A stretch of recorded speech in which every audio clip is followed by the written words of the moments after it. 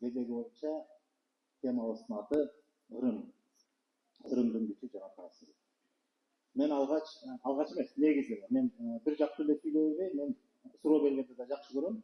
Анан эгерде силерге да бир нерсе түшүнүксүз болуп калса, тактоо иретинде суроо берсеңиздер болот.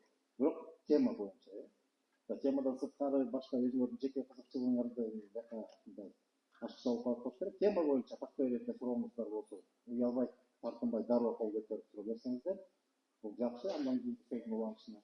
Ал эми кезеги келгенде мен суроо берип турам, анан ошол суроого карата силердин жооңор кандай болсо, ошого жараша кийинки сөз болот. Ошон үчүн мен биринчи суроодон баштагым келет. Ырым деп силер эмнени түшүнөсүңөр? Ырым деген сөздү угуп жүрөбүзбү? Билебиз бул эмне экенин. Ырым деген эмне? Ким айта алат? Мындай түшүнүк, аныктама катары. Силер үчүн ырым эмне?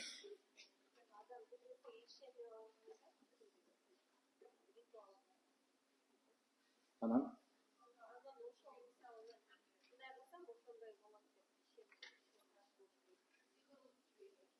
сыйкырдуу күчкө ишенип ырым. Ишенип аракеттер жасайт. Жыйынтыгында алды эмне болот? Бир неме болот? Таасир болот? Болушу мүмкүн. Мүмкүн дегендин өзүндө эле күмөн турат го. Болбой, ким билет, айтып коеюнчу, жасап көрөйүнчү дегенде.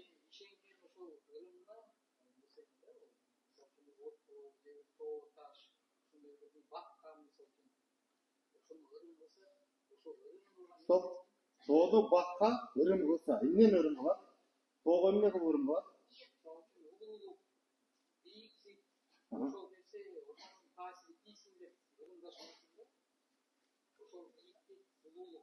Сөз түшүнүксүз болуп атат. Ошол улуулуктук, бийиктик, аруулук, тазалык таасири тийсин деп ырымдап эмне кылат? Ырым деген эмне? Кыймыл аракет деп атабыз. Кыймыл аракетпи? Ошондо кандай кыймыл аракет болот? Сиз мисалыңызда. Жок, мага кызык болуп атат бул. Сиздин түшүнүгүңүздө ырым деген эмне? Ишеним эле? Ишеним. Дагы ким токтойт?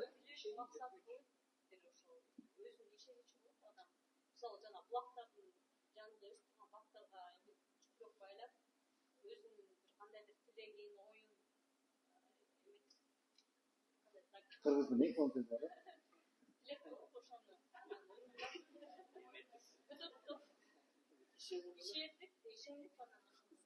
Бакы жакшы. Дагы кимде кандай ой бар? Бул акта сөз айтам деген.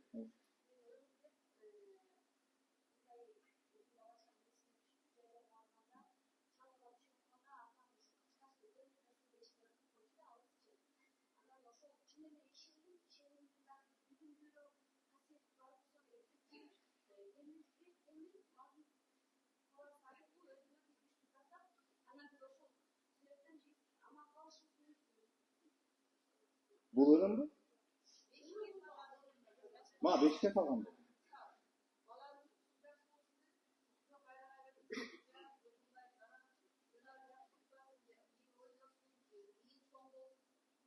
Мана болурум да. Ошондо эмне бул? Кыймыл аракет. Бир ишарат. Эмне максат менен жасалат? Кандай? Колдоо максатында. Ошол нерсенин колдоосу, кимдин колдоосу? Мындай. Бүгүн тайынга ишенip коюп санда ачсак. Кыргыздар бүгүн тайынга колдоо күтөткөн десеңиз, анда иши деп коет менен. Максат эми мындай кийик суроо. Кандай ырымдарды билесиз?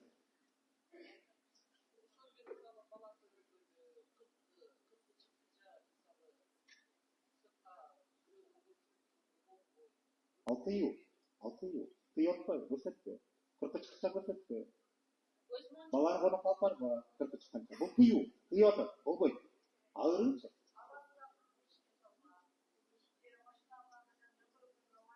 Машинага да май сыйпап, сары май сыйпайбызбы? Мына бул ырым. Эмне үчүн жасайбыз ошону?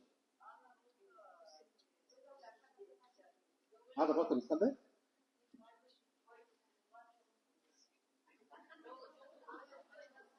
Жакшы.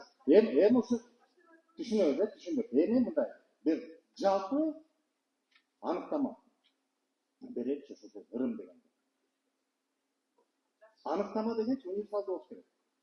Кандай эмне болбосун ошонун түшүнүгү мындай баарына жеткиликтүү ачык болуш керек. Ошондо ырым деген ошол турат. Мисалы салт дегенде биз эмне деп атабыз? Анықтамасы кыска эле. Эреже. Жашоо эреже. Ар бир элдин же улуттун өзүнө таандык болгон жашоо эреже. Мына бул анықтама. Кандай салттарбы? Ал эреже. Оңгусунда эреже жатат. Белгилүү бир шарттарга байлап, ошону аткарыш керек. Анан жасасамбы, жасабасамбы деген нерсе бар. Эрежеде бир эле нерсе бар, жасаш керек, аткарыш керек. Салт деген. Ырым анықтама катары. Түшүнүп берейинчи.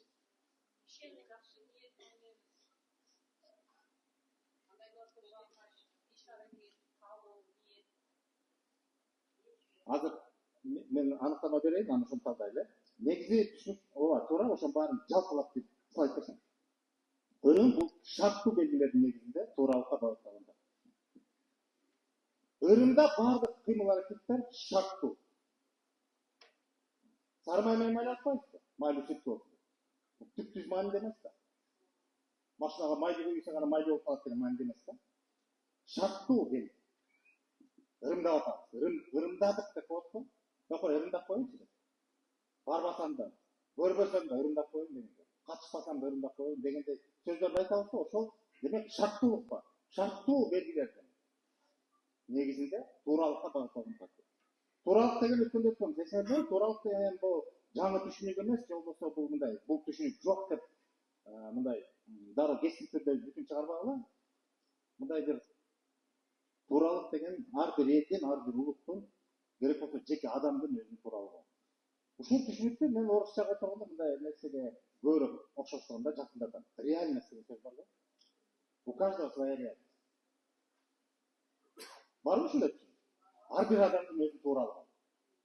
Анын түшүнүгүнө, параметрине, деңгээлине, акылына, билимине, тажрыйбасына жараша өзүнүн тууралыгы бар. Бул туура, бул туура эмес. Бул жакшы, бул жаман. Бул ак, бул кара деген. Ал бир өкчөй болду. Ар бир адамда ар кандай. Ошол сыңар. Улуттун да өзүнүн, же элдин өзүнүн бир тууралыгы бар. Ал тууралыгы ал элдин дүйнө таанымынын түптөлүшүнөн баштап, ал улуттук аң сезимине байланыштан, анын адебине, жүрүм-турумуна баардык комплекстүү түшүнүктөр бар. Бир түшүнүк калкан тууралык. Бул туура, бул туура. Анан ошондо ырым деген шарттуу белгилердин негизинде тууралыкка чакырган тартип. Эгерде кайсы бир учурда же жагдайда бир нерсени туура жасаганга мүмкүн болбой баратса, шарттуу белгилер менен ошол тууралыкка багыттап коет. Же ошол тартипке багыттап коет. Түшүнүктүү болуп атабы сөзү, жетип атабы? Мисалы, кыргыздын салты боюнча боз үй тиккенде аралашып коюп, жаштар билбейт, эң биринчи керегесин орнотобуз, керегесин орнотуп кетип, босого таяктар менен бекитип, такталгандан кийин анан эмне болот? Анан түндүк көтөрөт. Ошо түндүктү көтөргөндө кыргыздын салты боюнча түндүктү ким көтөрөт? Эркек көтөрөт. Эмче аял киши көтөрөт? Düşecekti. Bakıldagan tekeli su geçkende görüyoruz. Sakıldagan cengeli üy çeşkende görüyoruz. Ayaldan beri kim götürür? Bırak salt boyunca erkek götürür. Oşanda Kırgız'da bir hırım var. Slayt. Birinci. Tündük götürüyle erkek balana bakanlardan. Eğer de oşo bozu tikkende, çeçkende, tündüğüne gelgende. Çeçkeni de tikkeni bir deydi. Salt boyunca, erece boyunca erkek götürür. Sebebi tündük bu üydün durak jay katar üyde aytanda. Bozu durak jay katar. Jana üydüle uytuma içki adamdardın bayağı koğumu cemaati katar emez. Durak jay katar üydün kutu bu tündük. Sebebi tündüğü yok, bozu için mümkün emez.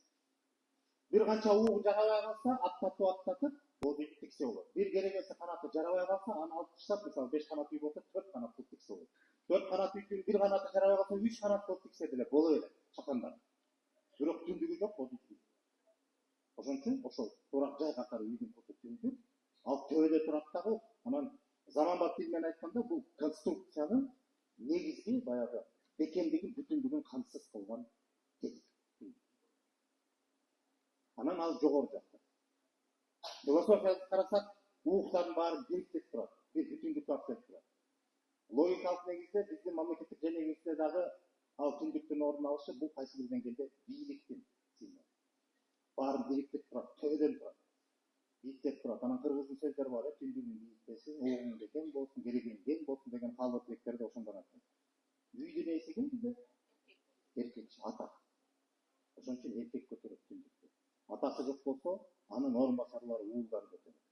Бирок дайыма эле турмушта жай турмуш болуп, атасы да баласы баары үйүндө тегиз болушу мүмкүн эмес. Кээде ар кандай жагдай кырдаал болушу мүмкүн, жортууга чыгышы мүмкүн, аңгылап чыгышы мүмкүн, бир маселе болуп, бир жыйын болуп, же бир иштер менен сапарга чыгып кетип, эркектер үйдө, аялдар калганда, мисалы кичинекей балдар болсо дагы, ырымдап, ымыркай болсо дагы эркек баланын колун баканга карматып туруп, анан түндүктү аял киши кадимкидей эле көтөрө берет.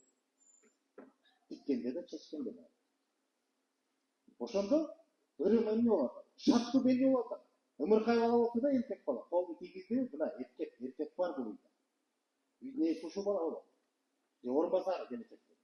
Эркектин жолугу деп туруп, аны баканды карматып туруп, а түндүк чечип атат, же көтөрүлүп атат. Аял киши болсо, бирок ырымдап атат. Туурасы ушундай.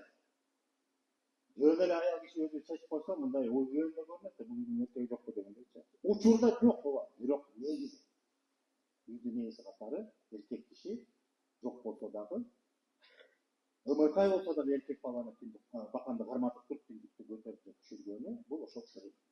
Шарттуу белгинин негизинде тууралыкка чакырган тартип. Логикасы жатабы? Антамада. Мына бул ырымдын мааниси ушунда. Кийинки. Үйрөнчүк балага комузду тиштетти. Уктуңар беле ушундай? Так, өнөргө чакырыңдар, айтып бергилечи, бул эмне деген ырым? Не болот? Комузчу болсун. Комузчу болсун деп эле ол. Так, биринчи суроо, так коюш. Комуздун эмнесин кандай кылып тиштетет? Кулагынын мойнунун учун, кулагы бекилген жакта комуздун эми ар бир теттин аты бар, мен билбейм, уят болуп эле коеюн, бирок айта албайм да билбейм. Ишылып комуздун учун жана мойнунун учун кесип балага тиштетет. Элестеттилер. Эмнеге ушундай ырымды жасайт? Үйрөнчүк бала. Эми бала дегенде кызды билбей түшүнгүлө, эркек бала, кыз бала.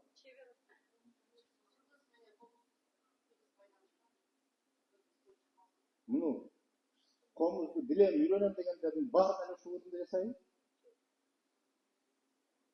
Кандай жасайт?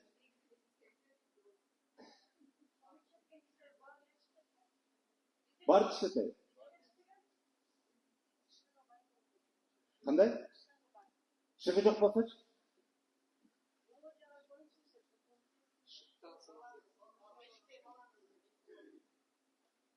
Ешки чечет жок. Бул жерде чоң ойлоп алган. Бул мааниси мындай. Шыгы бар болсочу, тиштетпейт. Зарылдыгы жок. Эгерде тескерисинче балада ынтызарлыгы күчтүү, ойнойт деп аракет кылат, бирок тескерисинче ошо шыгы жок, жөндөмү жок. Угу жөндөмү жок. Чете албайт. Күйгө келтире албайт. Бирок комузун чечсең, комузун чечсеңбейт. Анан ушунча могу ички дүйнөсүндө ушундай байланышы же кандай умтулуусу күч болсо, ынтызары болсо, ошондо дагы ошо бала эгерде ошону улап кетсе деп туруп, анан ырымдап ошону тиштетет. Эмне процесс болот ушунда? Байкабачы. Анан тиштегенде кандай тиштетет? Кана ким жасагандар? Силер тиштегендерби? Кандай кылдыңар? Тиштедиңиз, анан эмне болот ушунда? Мына негизги шарт. Бала тиштеп турганда тиши менен ошол жыгачты тиштеп турат, элестетиңиз. Биякта болсо комузду чечип атат. Кадимки күйгө кетирип комузду чечип аткан учурда тиштетет. Жөн эле курулай комузду берип, тиштекенчи дегендер карабайт, иштебейт. Ал ырым эмес. Ырымдын мааниси ошо комуз чечип аткан уста киши өзү ошол комузду чечип аткан учурда башын, мойнун башын тиштетет. Эмне болот ушунда?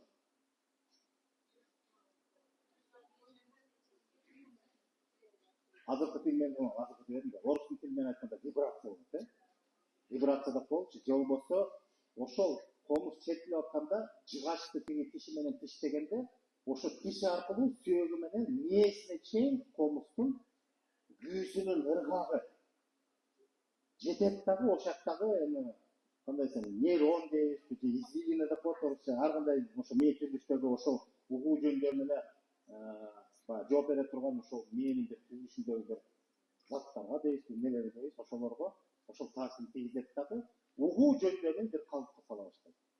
Ошол ырымды алгандан кийин ошол нерсе эгерде ал аба аркылуу күүнүн ыргагын түшүнбөй атса ажырата албай атса ноталар ыргагын жагымдуулугу анда дене аркылуу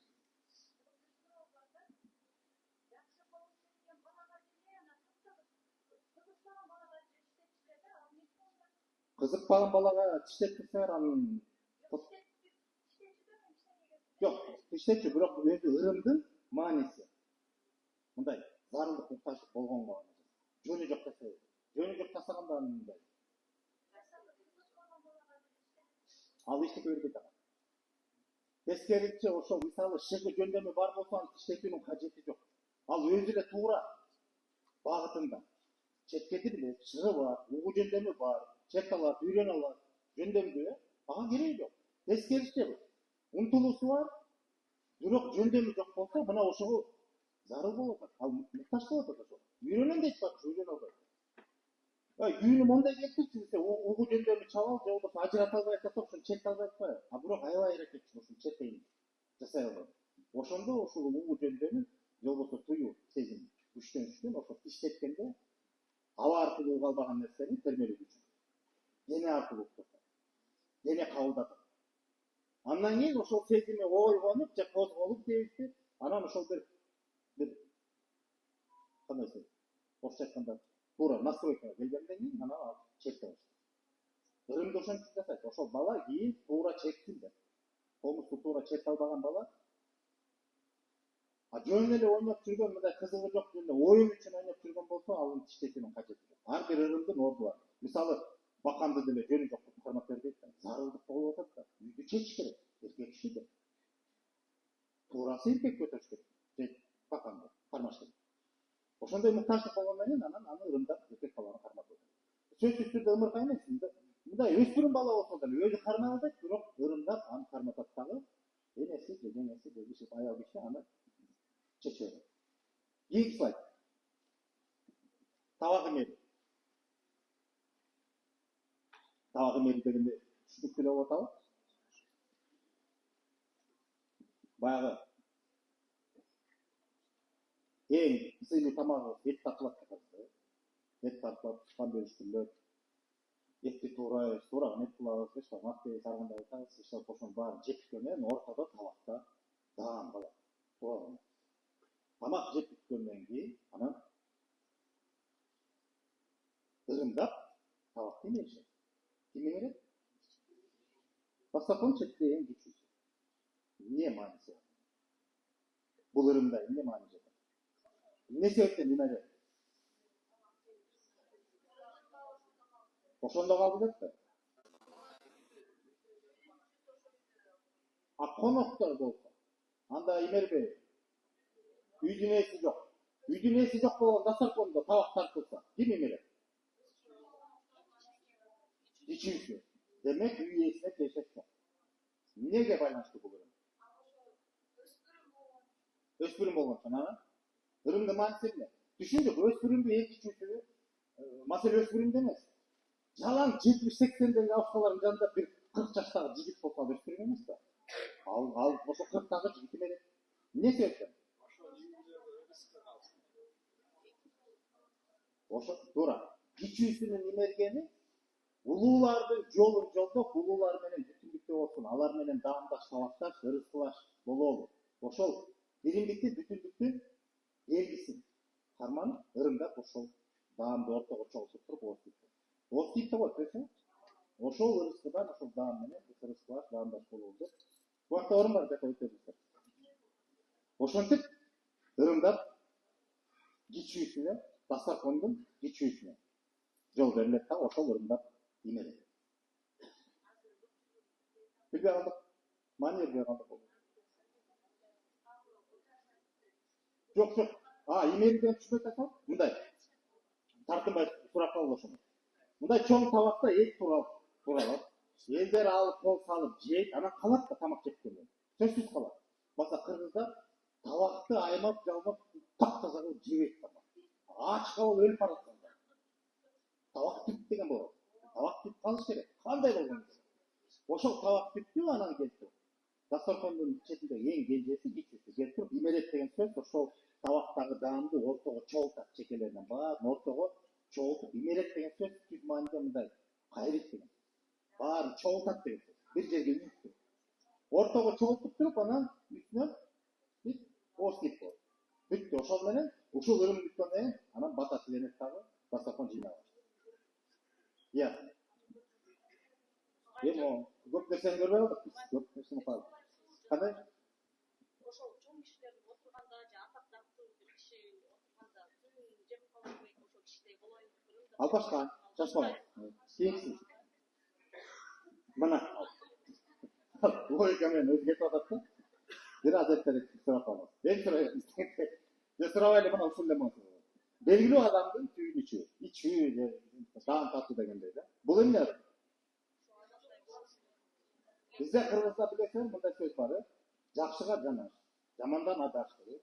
Өзү жакшылыкка умтулуу бул жашоонун маңызы. Жакшы болуу, өнүгүү, өсүү дегендей, кайсы тарабынан карабай, ушул жакшылыкка умтулуу бул өзү мындай мыйзам ченемдүү көрүнүш, туура нерсе да. Анан эгерде үйүңөргө конок катары бир көрүнүктүү, белгилүү бир инсан келсе, касиеттүү адам келсе, билбейм эми бүгүн биз көрүнүктүү деп кызматтагы адамдарды айтабыз. Маселе кызматта эмес. Чыныгы көрүнүктүү адам. Эл тааныган, төбөсү көрүнгөндөй, эл сыйлаган, кадырлуу, бактуу ушундай бир адам келсе, ошондой адамдардын түйүн ичип коюп бул өрөт.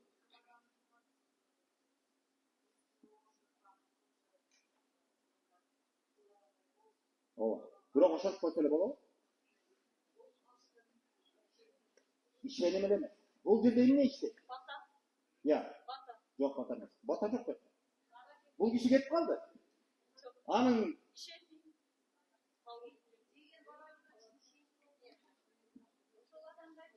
кээде ал бала эчтекени түшүнбөйт. Келе чыгалек балага деле түйүн киши коет. Эмнени түшүнөт ал? Ал бул жерде ата энесинин ниети. Жакшы телек жарымыз дегенде ата энесинин аракети, балага ошентип даамдатат. Жетүүрүчү. Бул жерде мындай. Кыргызда дагы бир түшүнүк бар. Ар бир адамдын өз ырыскысы бар. Ар бир адамга ырыскысы мындай. Ыйгарылат дейишти, же өз ырыскысы менен көрүлөт дегенде, ар бир адамдын өзүнүн ырыскысын кайсы жерде болбосун, мисалы, конок катары силер кайда барбагы, силерге ошол үй ээси, конок ээси силерге кандай сый урмат көрсөтсө, ошол анын сый урматы бул силердин ырыскыңар. Силердин кадыр бакыңар. Силердин ошол тууганыңыз арасындагы, эл арасындагы билбейм ошол тармагына жараша. Силердин жугумуңар ошондон билинет. Силерди конок катары көрсөткөн, конок ээсинин силерге көрсөткөн сый урматы бул силердин ырыскыңар. Ырыскы ошентип коюлган. Анан белгилүү инсандын түбүндө эгер ырыскысы калып калса, ага арналган ырыскыга ошо баласын кеп түйүн ичиргени, ошондой ырыскыга сен да малы, ушундай ниет менен, сый урмат менен көрсөтүлгөн ырыскы сага да ошондой жолду болсун деп көрсөтүлгөн. Тигиге окшош деген мааниси ошол, бирок ырыскага байланган. Се ошол ырыскы, ошол үй ээси тарабынан ошентип урматталып, мисалы, силер бир көрүнүктүү адамды үйдөн тоссоңор, маанайыңар кандай болот?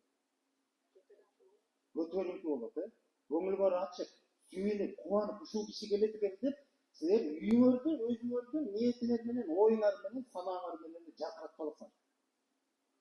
Орусча айтканда заряжаете энергию. Даамды да ошондой, тамак жасатканда. Анан ошол кишиге ыйгарылып атат ошол ырыскы. Анын ырыскысы, силердин сый урматыңар. Анан ошондон түп калса, ошол багыттагы энергиянын баарын ошол кишиге арналган, силердин жарык нуруңар. Ал кишиге багытталган. Болду. Ага гана таңда. Чындап келгенде. Анан ошонун түбүндө калып калса, ошол чоң жарык күч балама да тийсин деген мааниде. Ырым ошол. эмне үчүн ырымдап атат? Себеп ушундай сый урматка ээ болсун деп. Негизи эле ошондой азыр баракка жетүү бул жашоонун максаты болуш керек да. Жөн эле жашап өткөнчү ошол бир киши болуп жашап өткөн экен дегендей эмес. Чыныгы ушундай элге кызмат кылган, элдин баасына болгон адам болуу бул ар бир кыргыздын мындай азыркы эмес, илгерки кыргыздын жашоонун маңызы болчу. Арстанбектин айтканы. Эл менен сен бийиксиң, элден чыксаң бийиксиң деп. Кийинки слайд. Белгилүү адамдын ордуна баланы отургузуу онат. Ушундай да ырым болгон экен. Азыр буну көптөр билбей калды. Уктаңарбы ушундай? 2008-жылы Республикасынын президенти Абдулла Кыргызстанга келип, Кыргыз Улуттук университетинде ушундай согуш болгон. Андан кеткенден кийин ошол жерде турган тозолгон балдар, анан проректорлор ошол столго биринчи катарда отурасың, аракет кыласың. Туура. Мындан уялбайт кыргыз, эң кызыгычы. Бул кыргыздын канына сиңген ушундай ырымдар бар. Бул жерде да бир жакшы таасир бар. Эмне таасир? Ырыскы менен түшүндүк. Бул жерде ырыскы эмес, бул жерде башка нерсе. Эмне бар? Ушундай адамдын даражасына жеткенге Ошол адамдын касиетинин жугу мага жуксун деген. Себеби отурган жерде орун алды деген сөз ошол жерге байырлайт дейбизби, орун алды дегенде ошол жерге адам мындай токтолуп калды деген сөз. Адам өзү нур да. Кандай адам болду? Ошол нуру касиети ошол жерге жугу калат, сиңип калбайт. Бирок жугу калат. Жугу деген түшүнүп атасыз, бир аз ийгеби калат дейт. Кандай? Ооба. Анан ал көпкө турбайт. Баягы отурушка тиги жылы баягы отурганда ошолто отурушчу 10 жылдан кийин отурган мааниси жок акча. Ошол учурунда суулай деп коет го, же жылуулай деп коет. Ошо жугу учуп кетелекте, тарап кетелекте ырымдап ошентип балдарды кичинекей бала болсо онатат, чоңураак балдар болсо отурат. Бул ырым болду. Бул жигит айткандай ушул эле сыяктуу чоң эле биз үчүн мындай таанымал адамдардын үйлөрүндө турмушта болгон бир окуя бар экен. Азыр унутуп калдым деп экен.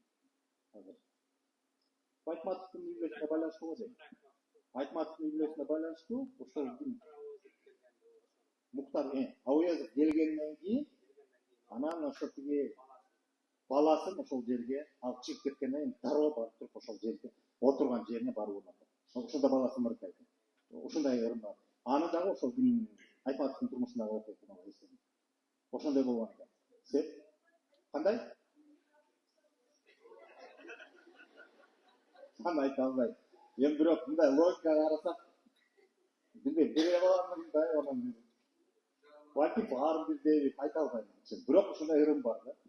Анан аны ким ченеп, ким аныктап биле алат экен, эми буга жукту болду, буга жукпайт дегендей. Аны айтыш кыйын да. Чын аны айта албайм. Кийинки слайд.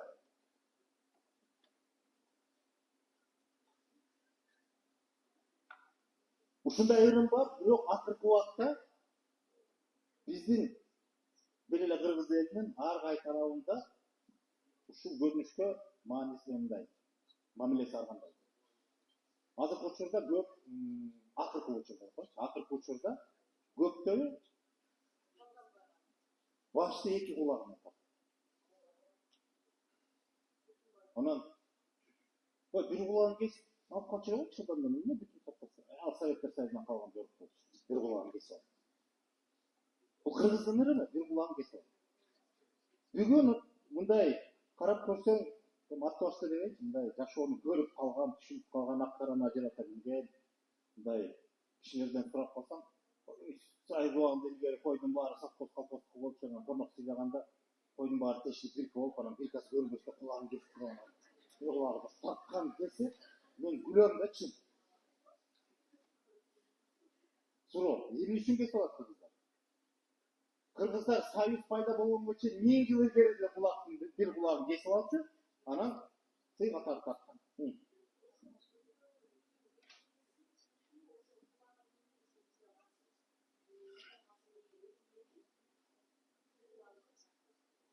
Кулакта болобу? Жок, билбей беле, кандай? Эмчи кулакта? Мисалы үчүн жылкы баласын сатканда ар дайым жүгөндү алып калса да. Ошол эле сымал койдун башын тартып атканда дагы өзүнүн нээси, Жоқ, бұл екеуін салыстыруға болмайды. Сіз тура айтып отырсыз, бірақ бұл екеуін салыстыруға болмайды. Себебі малды сатып жүрген, жылқыны сатып жүргенін алып қалып, ол башқа, қойдың башын бұл енді суқанға тартып тастайды. Ошонда құлағын кетіп қалады. Қандай? келген қонақтардың арасынан уысына, қазір бақылысына тартып тұрған оң құлағын кескен ошол сөз ұғымды болсын. Кімден? Қонақтың сөзі. Атаң көріп, бүтін күндер екі құлағыңменен кесіп, сөз ұғымды болған алып, деп көрді білердің, да? Шынар ештей ұқсайды сол жерде. Тамаша. Сізде? Қандай дейсіз? Жоқ, жақсы, башқа. Жақсы. Мындай, мақұл. Пікірін ұқтық, ежеке сұра айтты, қосымшалау дейді. Баш, құт баштау. Малды қолау, адам қолау, құт баштау. Біз қой сойып, ұстқан тартқанда, мысалы, малды біле, башменен санайды да тұрау. Баланша баш өлді, баш. Баш албайды, баш бербейді деген сөздерде бар ғой. Үйден баш шықпайды деген сөз бар. Мысалы, шында айтып кеткен. Алты үй, бірақ баш ең ұлы ұстыққандағы емес. Бүгін біз ұстыққанға тарттық. Баш деген ұстыққан емес. Бұл қонақтың мейманның қонақтың ең ұлысына, ең сыйлы қонаққа тартыла тұрған мұндай бір сый ұрмақ. Анын ұстыққаны өзінше қошталып кетеді. А бұл өрісті, ошол жаңағы малдың құты башында дегенде, құты деп ейлесін мұндай, ошо қойдың башын тарту да, олған өрістің барын ошол саға тарту деген.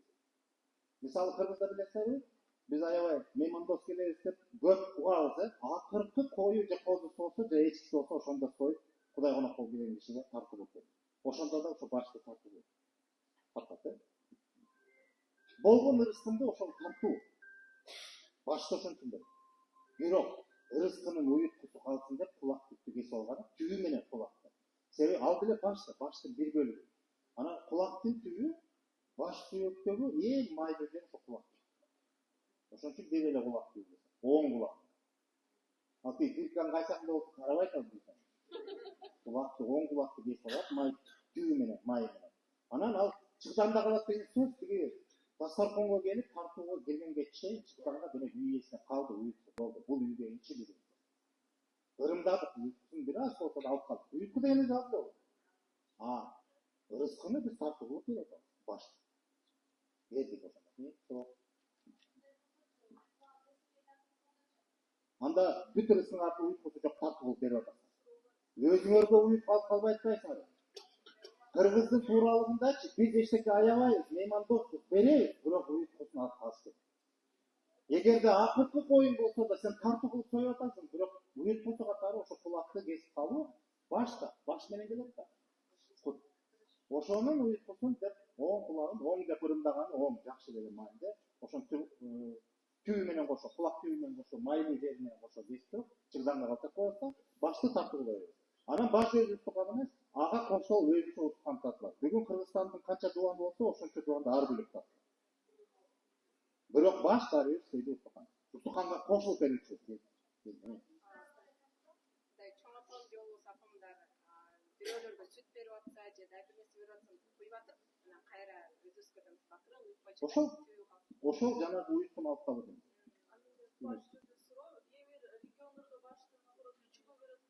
Ал кезеги келет, келе, аны шашпай калды. Так. Бир эле регион бар. Кээ эмес, бир эле. Ысыкөлдө эле айтып болду. Жаңы буюмду же белекти сары май менен майлоо. Машина болобу, эмне болот, майлайбыз. Эми мындай. Бүгүн заман өзгөрдү да, буюм белек дегендер көп да, баары эле майлап жүрдү да. Бүгүн унааны алсак, машина алсак, сары май менен майлайбыз. Бул эмне? Майлуу сүттүү болсун, дагы. Айтыңыз. Машина тойтат да бизде. Майлабай койсоң бузулуп калат, май өзү эмне? Сары май.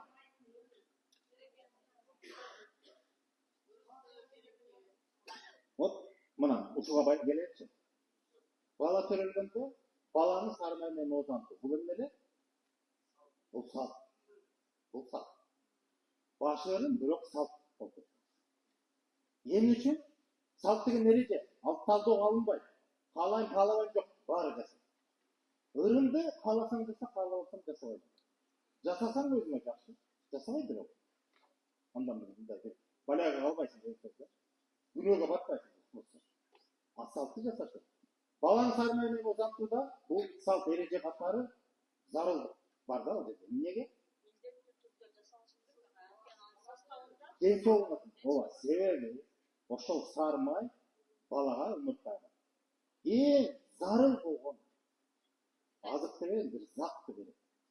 Ден соолугуна пайдалуу боло турган, ден соолугун чыңдай турган нерсе.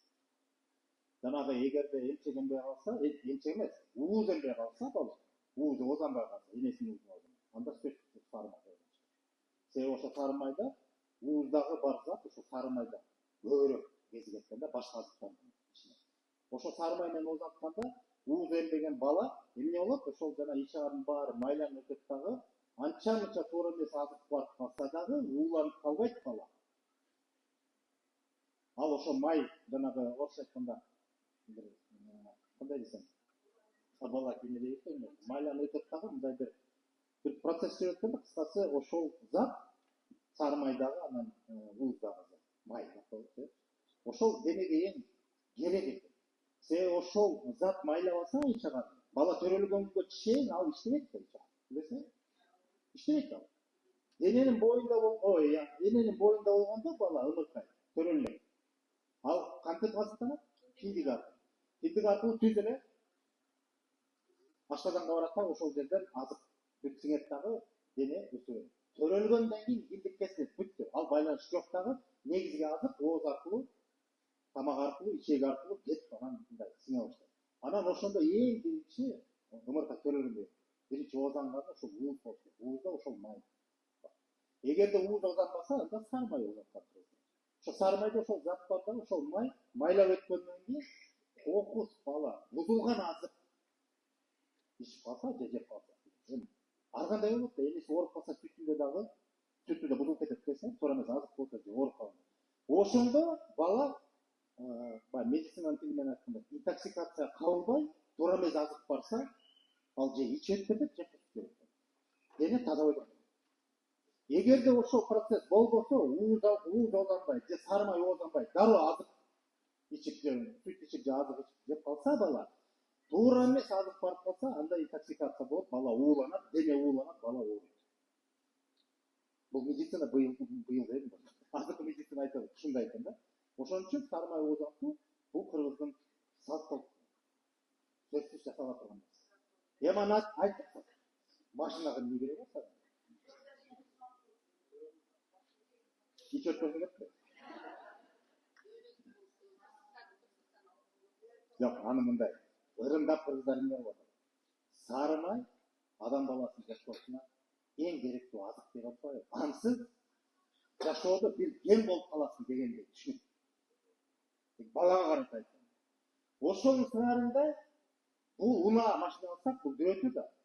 Бул дөөтү да мага жашоомдо эң керектүү буюм катарында калды. Ошончо сармайга. Мага да ошондой кызмат өтөсүн деген. Ошону ырымдап атабыз. Ошондой даража деңгээлге көтөрүп атабыз. Бирок буюмдун баарын майлап алган майда чүйдөрдү. Болгон бирден мен алып эле машина. Келинди майлайбыз. Сармай озантабыз. Этекеңин майлап болсун деп келе. Этегинде майлап коебуз. Жан келгенде. Бир эле жол күндө майлап алган. Келгенде гана. Ошол сыңарында, мына бул ырымдар. Кийинки. Бала токтобой жатканда баланы сатып алуу, кулагын көсөө, атын адаштыруу жана башка деген бир ырым. Билесизби? Бул өтө күчтүү ырым. Муну кыргыздар жакшы билет. Мен учурдан пайдаланып, ушул кандай иштеди? Өзүмдүн таятамдын айтып бердим. Мен таятам 1895-94 жылы. 1898-ге чыкты. мен көрүп калдым. Акыркы 2 жылда тамга тааныбай калды. Көзү катарак болуп көрбөй калды. Болбосо акыл эси туруп, сонун окуп, жазып, ушундай билимди болгон иште. Анан атын укканда чочуп алып, аты Шайкын болчу. Мен кыргыз элемин, тайларымда да кыргыз. Аты Уйгур. Уйгурдун аты Шайкын. Бай текесте төрөлүп, бир күнгө чейин окуп, Союзга чейин, Батшал Борисен болду. Анан ошакта төрөлгөндө кийин мага айтты, кийин бала кезде деле айтып берчү, мындай деп. Сөз козгогондо айтып берчү, кулагыма кире берчү. Түшүнчүк эмес, анан кийин эс алгандан кийин дагы кайталап угуп, анан кийин чоңойгондо кайра сурап алып, анан укмуштук таң көрдүм да. Таятамдын энеси ошондо айтканы боюнча 21 бүтүр. Таятам 19-чу. 18'de токтогон. Токтогон деген чын атасың, төрөлөттөрдө чакырып коюп, барганда. Дароо өлүп калышы мүмкүн, бир жумадан кийин, бир жылдан кийин ишыл эле буйруп айтты. Анан кандай эмне болсо, анан таятам 19-чу төрөп уже ушунчалык эси болуп такыр. Бирок үмүт үзбөптүр да. Анан ошондо бир ошол кезде текес экен, ошондо анан ырымдашып, төрөлөр менен Кошуна Уйгурдун үйүнө берет. Сенин балаң бол. Эмне кылсаң, кандай ат койсоң, эмне кылсаң өзүңдү деп берет. Ырым да. Албетте сүйлөшөт да, бирок сен. Анан ал азанча коюп Шайкын деп ат койду. Мен түшүндүрөт билбейм. Анан ошентип ал биздин бала эмес деп ажалды алдап чыкты. Уйгурдун баласы. Андан кийин төрүшүндө ал баланы терезеден уурдап алышат дейт. Эшиктен эмес, терезеден. Буюм катылды. Адам өзү эшиктен кирип чыгат. Терезеден кирип чыкты, бул уурулардын жол деген түшүнүк да. Терезеден уурдап чыкканда деп уурдап чыкты деген маанада. Буюм катар адам эмес, буюм катар уурдап чыкты. Экинчи рет атын жанагыдай, анан уурдап келгенде бул эркек бала эмес, бул кыз деп туруп атам тоятарды кулагын көзөп койду. Анан сөйгө салды. Чын. Биз билип атабыз. Ал кезде аларга орусча айтканда недосмеха болчу да. Анан ошентип 3 ырымдап туруп, анан таятам токтопту. Таятамдан кийин дагы экөө төрөбүз, 3 бүт болгон болуп 21 бүт төрөп, анан чоң тайлайбыз ошо менен. Дел сол болду. Анан 3 бүт болгон таятам 98-ге чыгып өлдү. 2 бүт болгону анча көп жашады. 60-70-ке жетип кетти, ар кандай себептен. Бирөө согуштан эрте кетти маса, бирөө ошол 60-70-ке кетти. Анан ошол таятам 98-ге жетип, өмүрү да бир кызык болду. Анан тагдырынан улам кийин тайкелерим айтып бергенде анан мен ошондо байладым. Бул ырымды таятамдын тагдырын. 3 жол өлүмдөн аман. Биринчиси 1910 же 11-жылы чоң жер титирөө болду го. Еминде билесиңер, 11 балл болду. Ошондо Гөлдүн Моот темир айдын тушунда, жанагы чоң аксуу бар го, кырчындын бери жагында. Ошонун төрүндө азыркыга чейин кулаган таш деген жайлы бар да. Ошо кулаган таш деген сөз ошол жер титирөөдө кулаган экен ошол таш. Анан ошол таш кулаганда ошоктон жер көчүп жүрдү. Таятам ошол кезде бир 15-16 жашар бала экен. Ошол жерде кой кайтарып жаткан экен. Анан ошондо тайкелерин таң калып ушу таятамдын атабыз деп өзүнүн атасын айтып да. Уйгурсуз бир баатырдын болсо. Жер титиргенде кыскасы ошол жерде мал жайып жүрөт да, анан өзү ошол бир дөңчө жерде, лайыктуу жерде жатып уктап. Уктаганда жер титиргенде ошо тетактан жер көчүп жүрүп атып, бир чоң таш келип анын түбүнө келип токтойт да, анан ошо таштан эки жакка көчүп айрылып кетет. Таштын түбүндө калган экен да, аман калды. Эки жакка көчүп жүрүп, ошол жерде мал сал короп менен бүт алып кетти. Бир топ өлүм болду. Таятам аман болду. Бул бир. Анан 16-жыл бир күн эсиңердеби? Ошондо бул киши дагы айылдагы жанагы ал кезде толуп турган кезде экен, ашып кетсе бир 20-га чыгар экен. Ошондо бир ушундай бир көтөрүлүш көтөрүлүп, активдердин бири экен да кыскасы. Bir gün adashmıştı. Çüymene söylüyorsun, kavarlaşıp, bir gün adashıp, var bir gün evde çıkmıştı. Götürmüştü.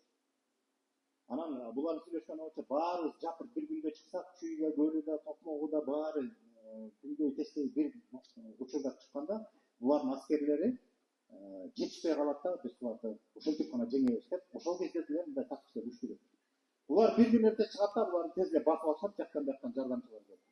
Басып колун бутун кайрып туруп, анан кабак алат дагы күн кечке анын баарын аныктап кийинсеп баштоочусу ким деп аны аныктап анан эртеси мына буларды даргасабыз деп эртең өлөт деген күнү эртеси анан калган региондон баары чыгып ызы чуу болуп анан булар жактан бошонтуп ошентип экинчи ирет анан үчүнчү ирети согуш учурунда айтамыз жашы бүтүп өтүп кетип аны колхозго башкарма болуп кетти башкарма болуп анан бирөөнү көрө албагандыгы иши бир маселе боюнча каматышты ууру кылды анан мындай кылды деп бир буудай үчүн кесилип кетти аны болсо тиги тайтам жокто үйгө бирөө келип дагы абыштан бербейди деп тайнеме берет да эмне десе билбейм бербейди десе сарайга коюп койду өзү деле карап атып сарайга кирип кечинде абыштын тайтам үйгө келери менен аркасынан солдаттар келип эле анан тилтип эле мына болду табылды деп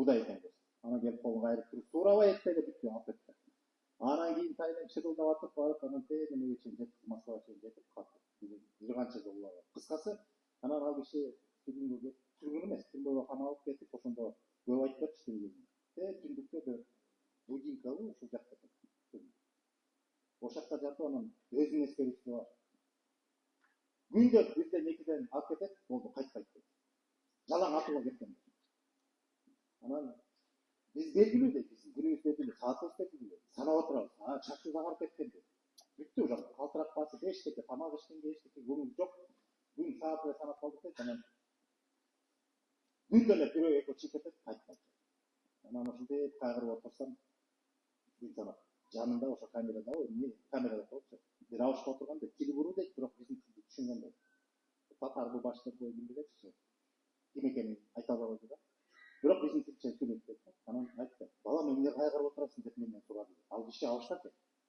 айтам ал кезде бир 50 келишкен анан таң калып турду эмне кайгырбаганда эмне башка алган барбы деп саат санап атам күн санап атам деп көрбөй атасың улам бирден кетип атат десе анан айттым ай балам коркпо дейт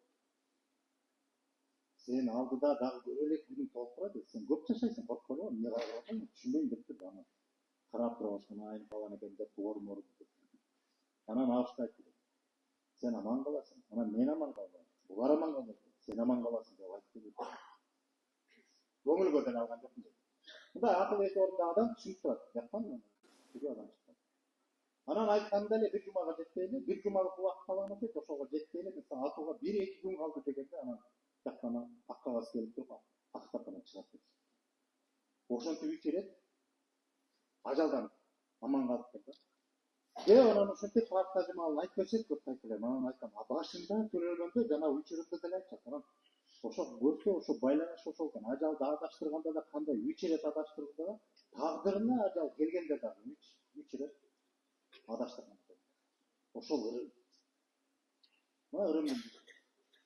андай ырымдар көп манас билесиңерби ырымда эмне деп койду эле чоң жылдыгы бул дагы ырым манас экен атын койсо ал дароо ошол атына заты жарашып такыр эле мындай эгербей кетеби же болбосо элге таанылып кетеби анан көчпөс болбосун тарабасын деп туруп ырымда чоң жылды деп койгону анын үстүнө кытайдын бичигинде дагы сөз жазылат дагы манас аттуу кыргыздын балдарын издеп келет эмес да анан адаштыруу иретинде да ошентип аны ажалдан аман ошентип аны да ырымдаштырып кыскасы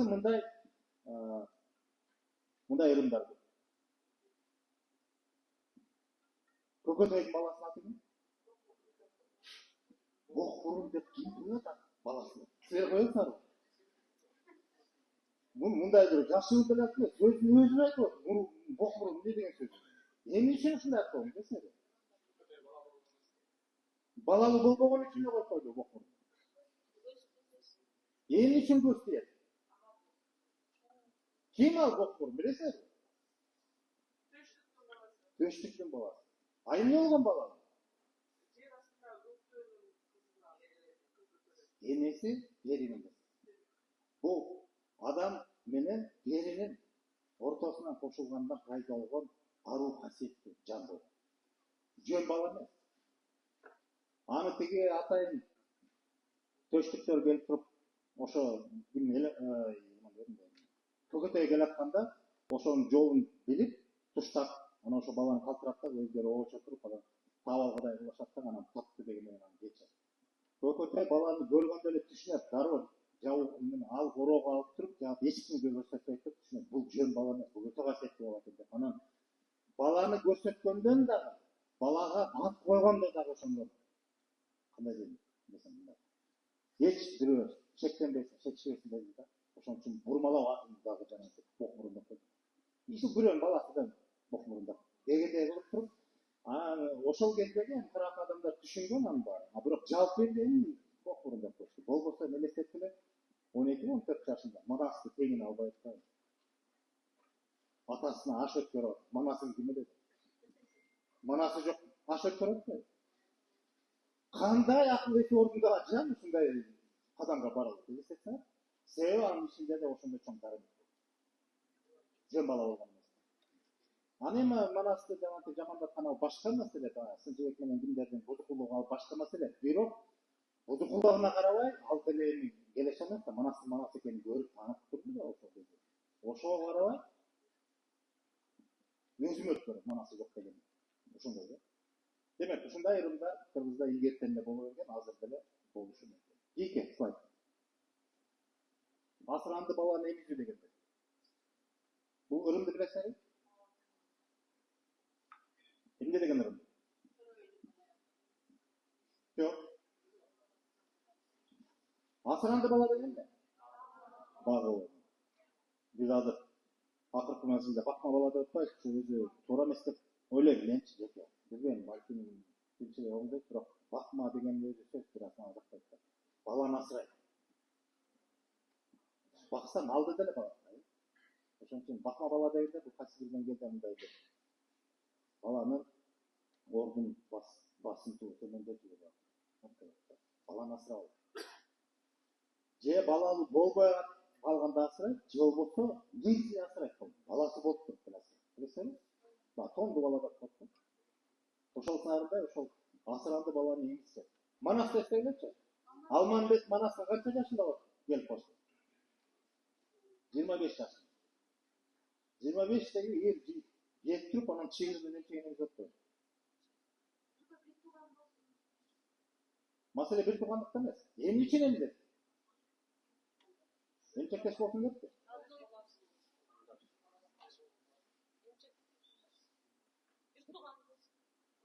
Дагы ким айтат?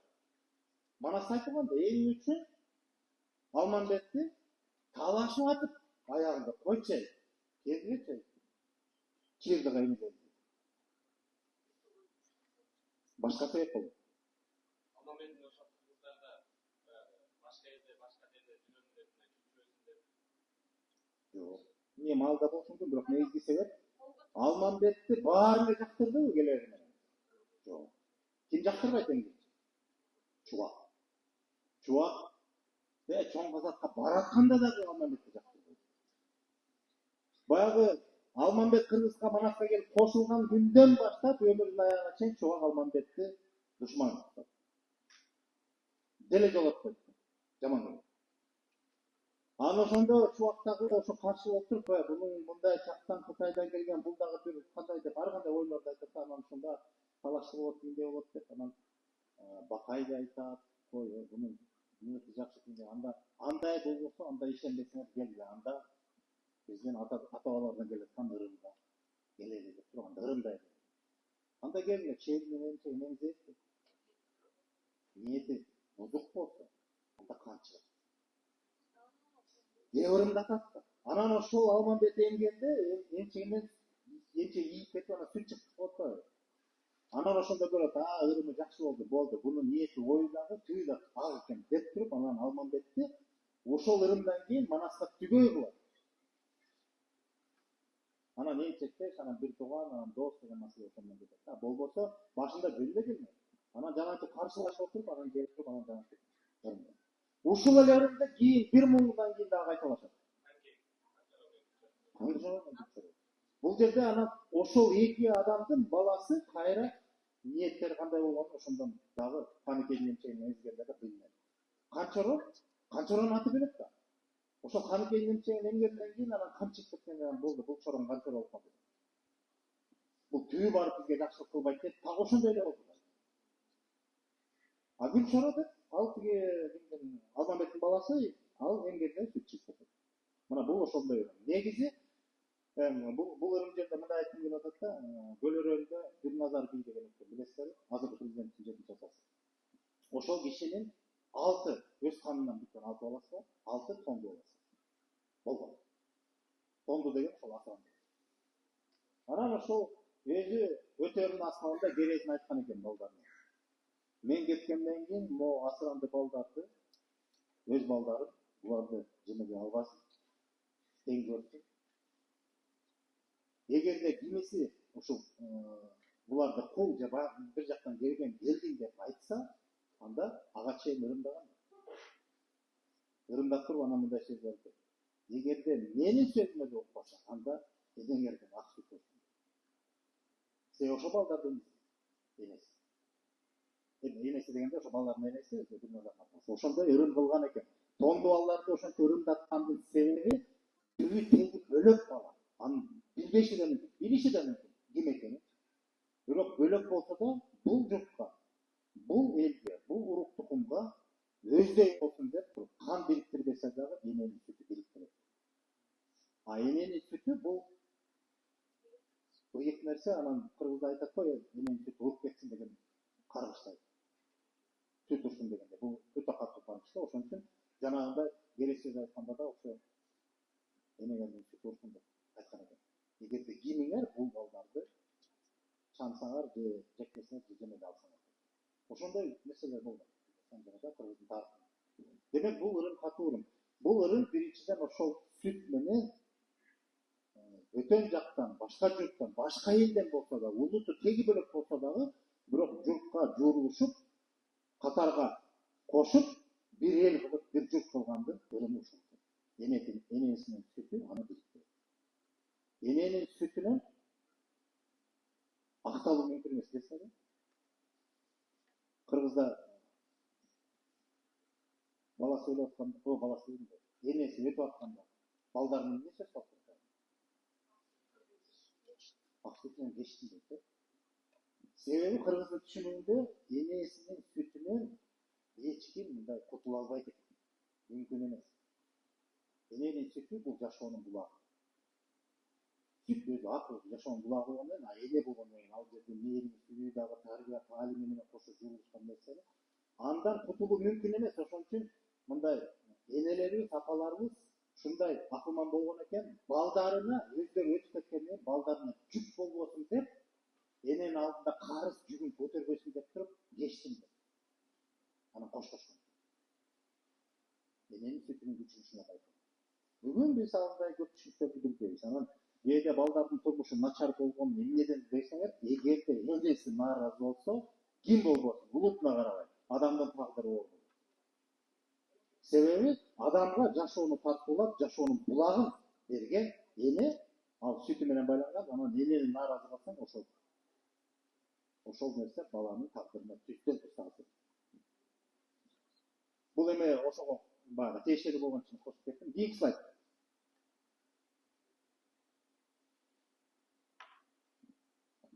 Эмне жакшы жерден даам алып, аягы жок деп келип окуйсуз. Бул ырымды жакшы билебиз. Бул ырым өтө күчтөнүп кеткен акыркы убакта. Операция баштык деген аткада болуп калган. Буну айтпай эле коеюнбу? Түшүнөсүзбү? Бирок жаштарга айтып коеюнчу. Негизи баштык көтөрүп коебуз. Болбойт. Мурун айтайынбы кандай болду? Мен өзүм эстегенимди айтып берейинчи. Шаардык болгондон айылга жөнөштүк, анан айылга барганда топту болот, анан биз бала болуп атканда угабыз көрөбүз, тушоо кесиобузда катышабыз, көрөбүз, анан киргизбейт да, балабыз ону кетебиз. Анан чоң апам керек тойдон. Кет, сага тойдон. Не койчу да? Беш зат келди. Кичинекей беш тачы корок келет. 2 борсок, 1 кам. Ошо аябай сүйүктүү. Ет жок, айтып ошак эле кетет. Бир кой союп, бир айылды койгузуп коюшту. Азыр бир жылкы сойсоң, көчөңө жетпей калат. Айылды кой. Туура айтып атамбы? 200 киши болсо, анда 2 жылкы керек дейсиң. Жетпейт деп айтам. Карасаң болот деп мындай. Bakır biz azыр başka nерсени маңдап калдык. Илгеркилер башка болчу. Анан Ырымда калып кетчи дагы. Ырымдап деген ошол үйдө жакшылык болуп атабы? Жакшылыктын жышааны ошол жанагы жакшы бир көрүнүктүү адамды, сыйдуу адамды тоскондо кандай маанай менен жаркыраган деп жанагы түбүн ичип атпайбы балдар? Ырымда. Ошол сыяктуу тойдун шаанысы, мындай шарапаты дейсизби? Тойдун бир өзүнүн бир ыргак укмуш да. Ошол тойдо келин келсе, балдар баары бизге аракет кылып ошондогу даам эмне болбосун, ушундай жакшы жагымды да. Ырымда эле келет, бир эки ошол эле жетет. Ушул нерсе, ушул жарык нерсе. Маселе курсак тоюлуш эмес. Ошол жердеги ошол жарык нурдап, оозан куудуп. Жакшы ниет, жакшы тилек, жакшы бата айтылып атат ошондо. Ошо даамга сиңет ошондо. Ошондон кийин эле ооз тийгизип эле болду. Ошол аралашпай калсаң да аралашкандай бол деген мааниде да. Сен ошол жакшылыктан куруу калба деген үчүн эле ырымдап алып кетчи. Эгерде үйдөгүлөр баары катышса бала бакырасына, анда кереги жок. Biz bugün toyga konukta bağırıp soratmayız bu baldarısını. Bunun dağı ilk başlık getirkeniz. İlk başlık emez. 5 bala olsak, 5 adam olsak 5 başlık getirkeniz. Ardır özünü üstünde. Hazır bir tadaş getir. Hazır düşünüktü, kafede belli otak, kafeden al dağım kalsa, bir çeşit al. Kafenin dağı tatlı zamanda. Dağımdı, hiç kim aldırma. Kalsa bir tut yoktur. Şu zamanda. Anan toy yerlerinde aytat, mumbarını alalım. Al ketliği de boluşu çabırıyor. Durmaz kapılmaz. Үйдө болсо кала. Жок ала эч кала эле. Той болот, тойдун эртеси болот деген сөз бар деп та. Туган уруп бала бакыра кошуна колум деген билет канал тойдун шаанысын дагы бир жума бүгүндөшөт. А кафеден эмес, кафеден эртеси үйгө келип, бүттү тойдун жипи жок үйдө. Тойго чөптү, үйгө эчтеке жок. Баары кеткен. Мен тамаша кылып кетти, бирок чындыкка жок. Экен. Gelin gelgende eteklerini çayırgan bay içtege ve ilge alanda bir günü gelince bu konu. Bugün hazır bu mezgilde çok maniyerinde kaldı. Yol bosu bakın maniyerinde. Canağı kız uzaktan da gelin diye öğret ko. Gelin cengesin. Gelin cengesin. Uzak çıkın. Kimdir dedi? Kaçsınız cengeler dedi? Ya. Şu sırrı var.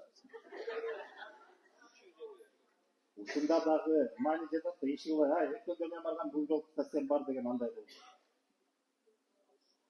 Кыздын сырын түшүнгөн, кыз дагы ал жеңесинин тилин уккан, ошондой жеңе баштады.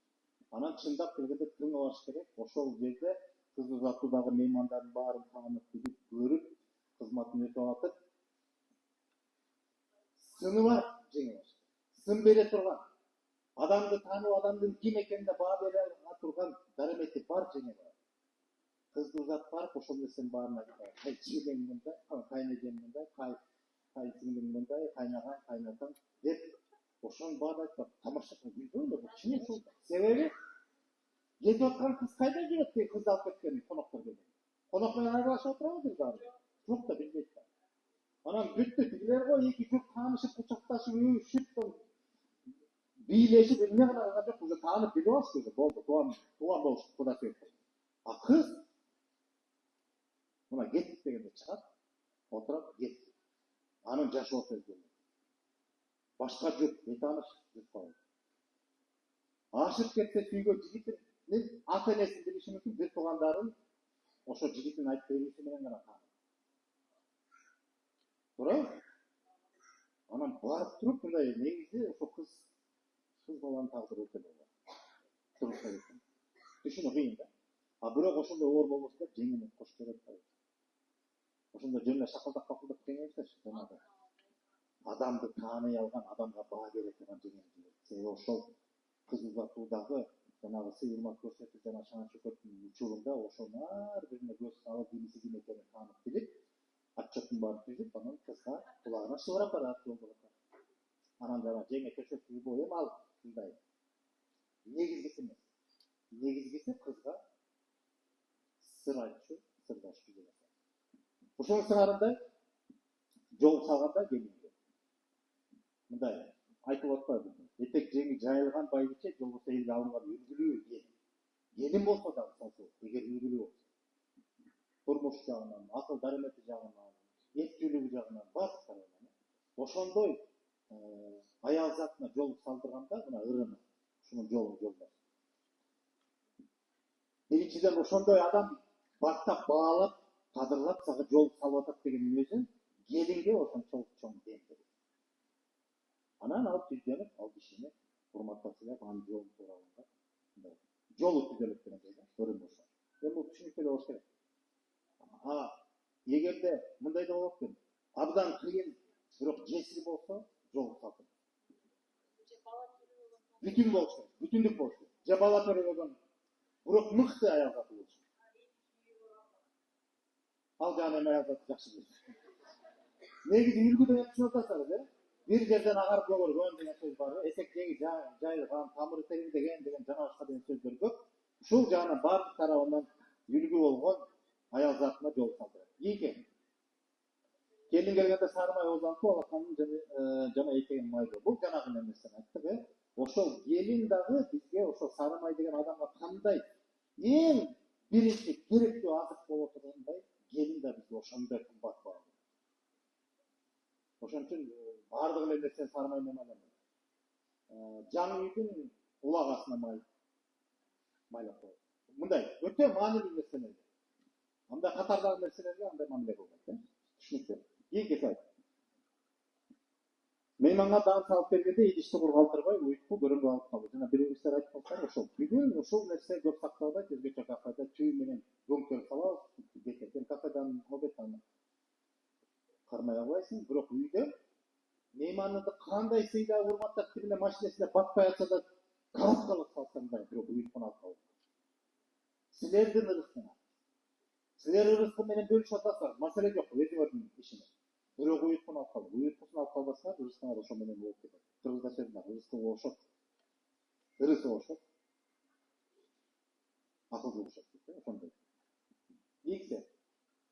Көрөмгө деген чын атасыздар, ошол кайра дөөр жаатып, ошол баягы уютку көрөмгө деген мында. Мал сатканда артынан жыйын алып калды. Жана сиз айтасызбы, бул жерде жүгөн боло, эми малды сатканда жүгөн менен сатпайт деп. Нокта салып коет болгон. Ноктасын алып коет. Эмне үчүн? Себеби бул жыйып аркан ошол нокта болсо, бул курал. Ошол малды байлап байырлатып сыйдык кыла турган куралың ошол. Анан сен малыңды сатсаң дагы бул ырыскы, бирок ошол ырыскыны кармап сыйдык кыла турган куралыңды бербедиң. Кийинки жаштар мал сатканда иши сатып кетиш керек деп баасы чыкса сүйүнүп ошол аркан жыйынып ошо сатып атышпайбы? Ушул туура эмес да. Өрүм ошол да. Сенин ырыскы деген келет кетет, суудай агып турат. Ошол ырыскыны байырлатып кармап калып, өздүк кылганга жардамчы куралың ошол. Ноктоң болобу, аркан жип эмнеси болобу? Ошол бул курал катары көргөн. Ошону сатпай. Сен ошону менен ырыскыны кармайсың. Дагы көбөйтөсүң деген. Аны ошо белгилейт. Ийки.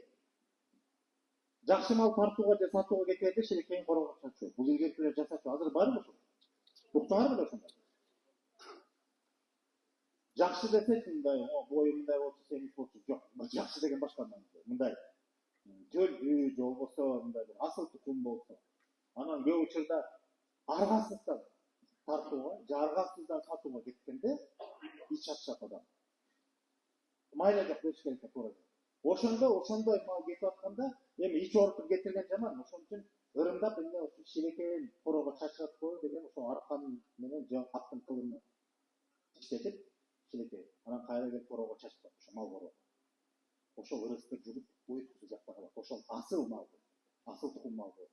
Ошондой бир аябай өзгөчө мал болсо, ошол өзүнө шилекейин өзүнөн дагы ошол уюткусу калсын деген мааниде. Берки аркан жип жакта уже канча иштебейт окшоп билбейм. Ошентип өзгөчө мындай бир мал болгондо ошентип шилекейин алып калып корого чачат. Бул ошол жанагы көргөндөрдүн алып калды. Ошондой асыл малдын бир нерсеси да жугууда калса, кайра аркасынан келет деген ишеним. Ийки. Үйгө биринчи жолу келген конокту кур кетирбейт. Билет, бул жагы кыргызча жакшы билет го. Эмне үчүн?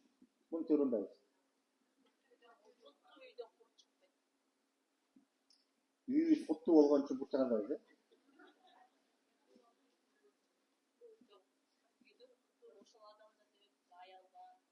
ошо. Аялга жараша маселе.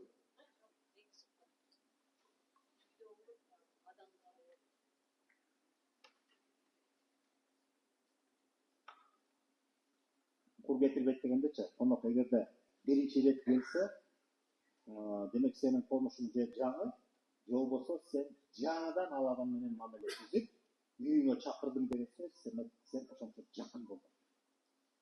Үйүңө адамды киргизүү деген сөз, сен эч кандай бир мындай тоскоол же бөгөт аралык жок, сен жакындадың деген сөз. Анан ошондой жакындашкандан кийин, демек менин ой санаам, ниетим баары ак таза деп туруп, анан ошондой бирибизге ошондой жакын мамиле түзгөндөн кийин сен мага жакынсың деген сөз. Ошонун белгиси иретинде элек тартылат. Анан тааныбаган киши эмес, мындай, сен тааныган киши, конок катары келсе.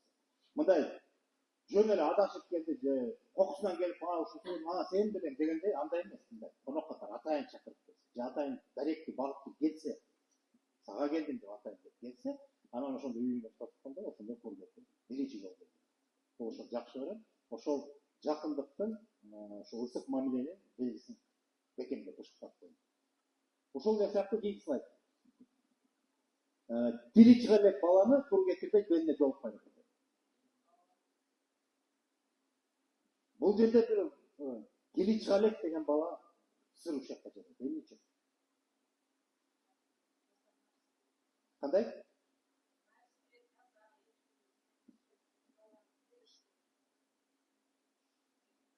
Тили чыкканда эле беришеле го. Экишке чейин. Тили чыга элек баланын эмне өзгөчөлүгү бар? Тили чыккан балада. Бала сүйлөй албайт, оюн айта албайт. Тили чыккан бала конок барганда эмне кылат? Каалаган кылат. Алам, ойнойн, жейм, ичем дейт. Анан баланын ким жок дейт. Бала бир кандай? Конок болду. Өз балдарын сытыябыз, коноктун баласы окуйт, мен ал ойнойт бар дебес. Билесиңер кыздар. Тили чыккан балада маселе жок. Ал эмнени кааласың? Тили чыга элек бала, мүмкүн калбасын дегендей да. Куру кетирбейт. Ал өзү каалап келсең сурай албайт, бирок ошолчо да баланын өзүнө эчилип бериш керек. Ырымдап жолук байлап кеткен ошол бир. Жолукта бир жакшы нерсе бар да, ошол балага жолук байлап койгон ошол мүмкүн калбасын деген сөз да. Куру кетирбеш керек. Анан бир эле жол эмес, кайра келген сыйт. Себеби тили чыга элек балага бирдеме деш керек. Эми баягы жолуктарында биринчи жол, а негизи деш керек. Себеби ал айта албайт. Эмне каалап атканын билбейсиң, бирок бала да ал деле жанды. Ошон үчүн ага энчилеп бирдеме берип коюш керек. Ошо энчилеп коюунун өзү бул ымыркай болсо да, тили чыга элек болсо да, бирок аны адам тутуп, биз аны кадырлайбыз. Бул да ошондой, бул адамгерчиликтин бир мамилесинин бир жолу да. Кыргыз үчүн ошондой да, туура да бар. Тууралыкка чакыруу тартиби да. Эки. Жаңы кийимди биринчи жакшылыкка кийет. Бул жакшы. Жаңы кийим алганда адамда мындай күнүмдүк утурумдук жерге бара турган же күнүмдүк жумушка эмес, мындай бир ырымдап бир жакшылыкка кийет. Тойго. Эгерде жумуш болсо, бир жумушта жаңы бир неме болуп атса, жаңы иш башталып атса, чындасаңыз да, жаңы нерсеге ырымдап, жаңы кийимди жаңы нерсеге ырымдап. Же жаңы нерсе мындай болжолуп иштелип атса, ошого атайын ырымдап жаңы кийим. Мунун өзү жакшы. Себеби адамдын кийими бул адамдын эмнеси? Калканы.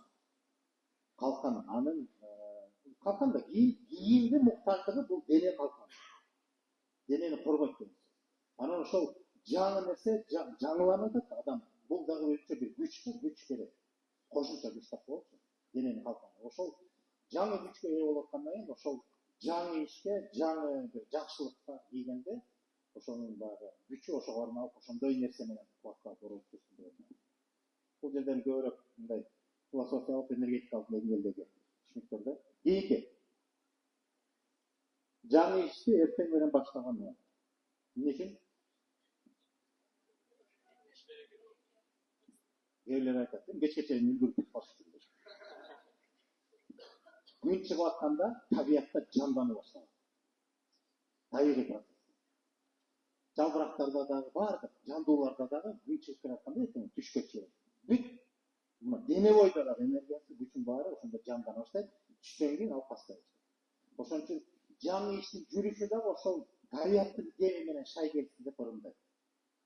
Түштөн кийин иш баштасаң боло берет. Бирок ырымдап эртең менен баштап койгон жакшы да. Анан түшүп алпайды, бүттү иштебей кетип жатып албагыла. Ал шартка да караш керек, кийинки. Бата алууга айдын толуп жаткандан алуу жакшы. Ушуну илгеркилер атаң кармашып жүргөн. Бата алганда той берет, келин алат, кыз узатат, жана ар кандай иш-чаралар болот да. Ошондо эмнегедир биздин ата-бабалар айды карап көп иш кылышкан. Айды карап, эгерде ай жаңырып толуп аткан мезгили болсо, ошого чактап жүргөн. Себеби бул жерде мисалы эртең башта деген сөз бул күндүн циклындагы мезгил ченеп атабыз, жанданып анан кайра пасталат. А бул ай деген бул мындай бөөрө, астрономиялык белги. Ай толуп атканда жер табиятында башка ыргак болот, ай кемип атканда башка. Табиятта ыргак. Табият болгондо жер менен ааламдын таасири айкалыш. Анан ошондо айдын толуп турган кези толо элекке чейин. Жаңыргандан толо элекке чейин. Bir жума аралыгында. Ошол кезде бир жакшы иштерди жасаган жакшы да. Бата алган, той өткөргөн жана башка жакшы. Андан кийин bir жума кемип, андан кийин жок, 2 жума болот, 2 жумада. Толуп кемип. Да, кийинки. Жана түш болгондо суунун агымы менен ылдый басып түштү алып келет. Бул да чоң ырым. Суу өзү тазалайт, анын өткөн бир ырпадат деген темада жакшы айтканбыз. Бирок андан тышкары дагы мындай ырым жасашкан, сууну бойлой, ылдый карай, агымы менен. Ошондо суу тазалайт. Ылдый басып. Эгерде күчкө толом десе, анда өрдөп басып. Сууну жинегенде. А суунун агымы менен ылдый кеткенде ошо анан айтып түш, жаман түштү айтып отуруп, ошо суунун агымы менен ылдый басканда ошол түшүндө суу тазалап алып кетет деген сөз бар да. Анан ошо негизи сууда ошондо чоң касиет күч бар. Адамды тазалайт, кубат берет, күч берет. Жана ошо.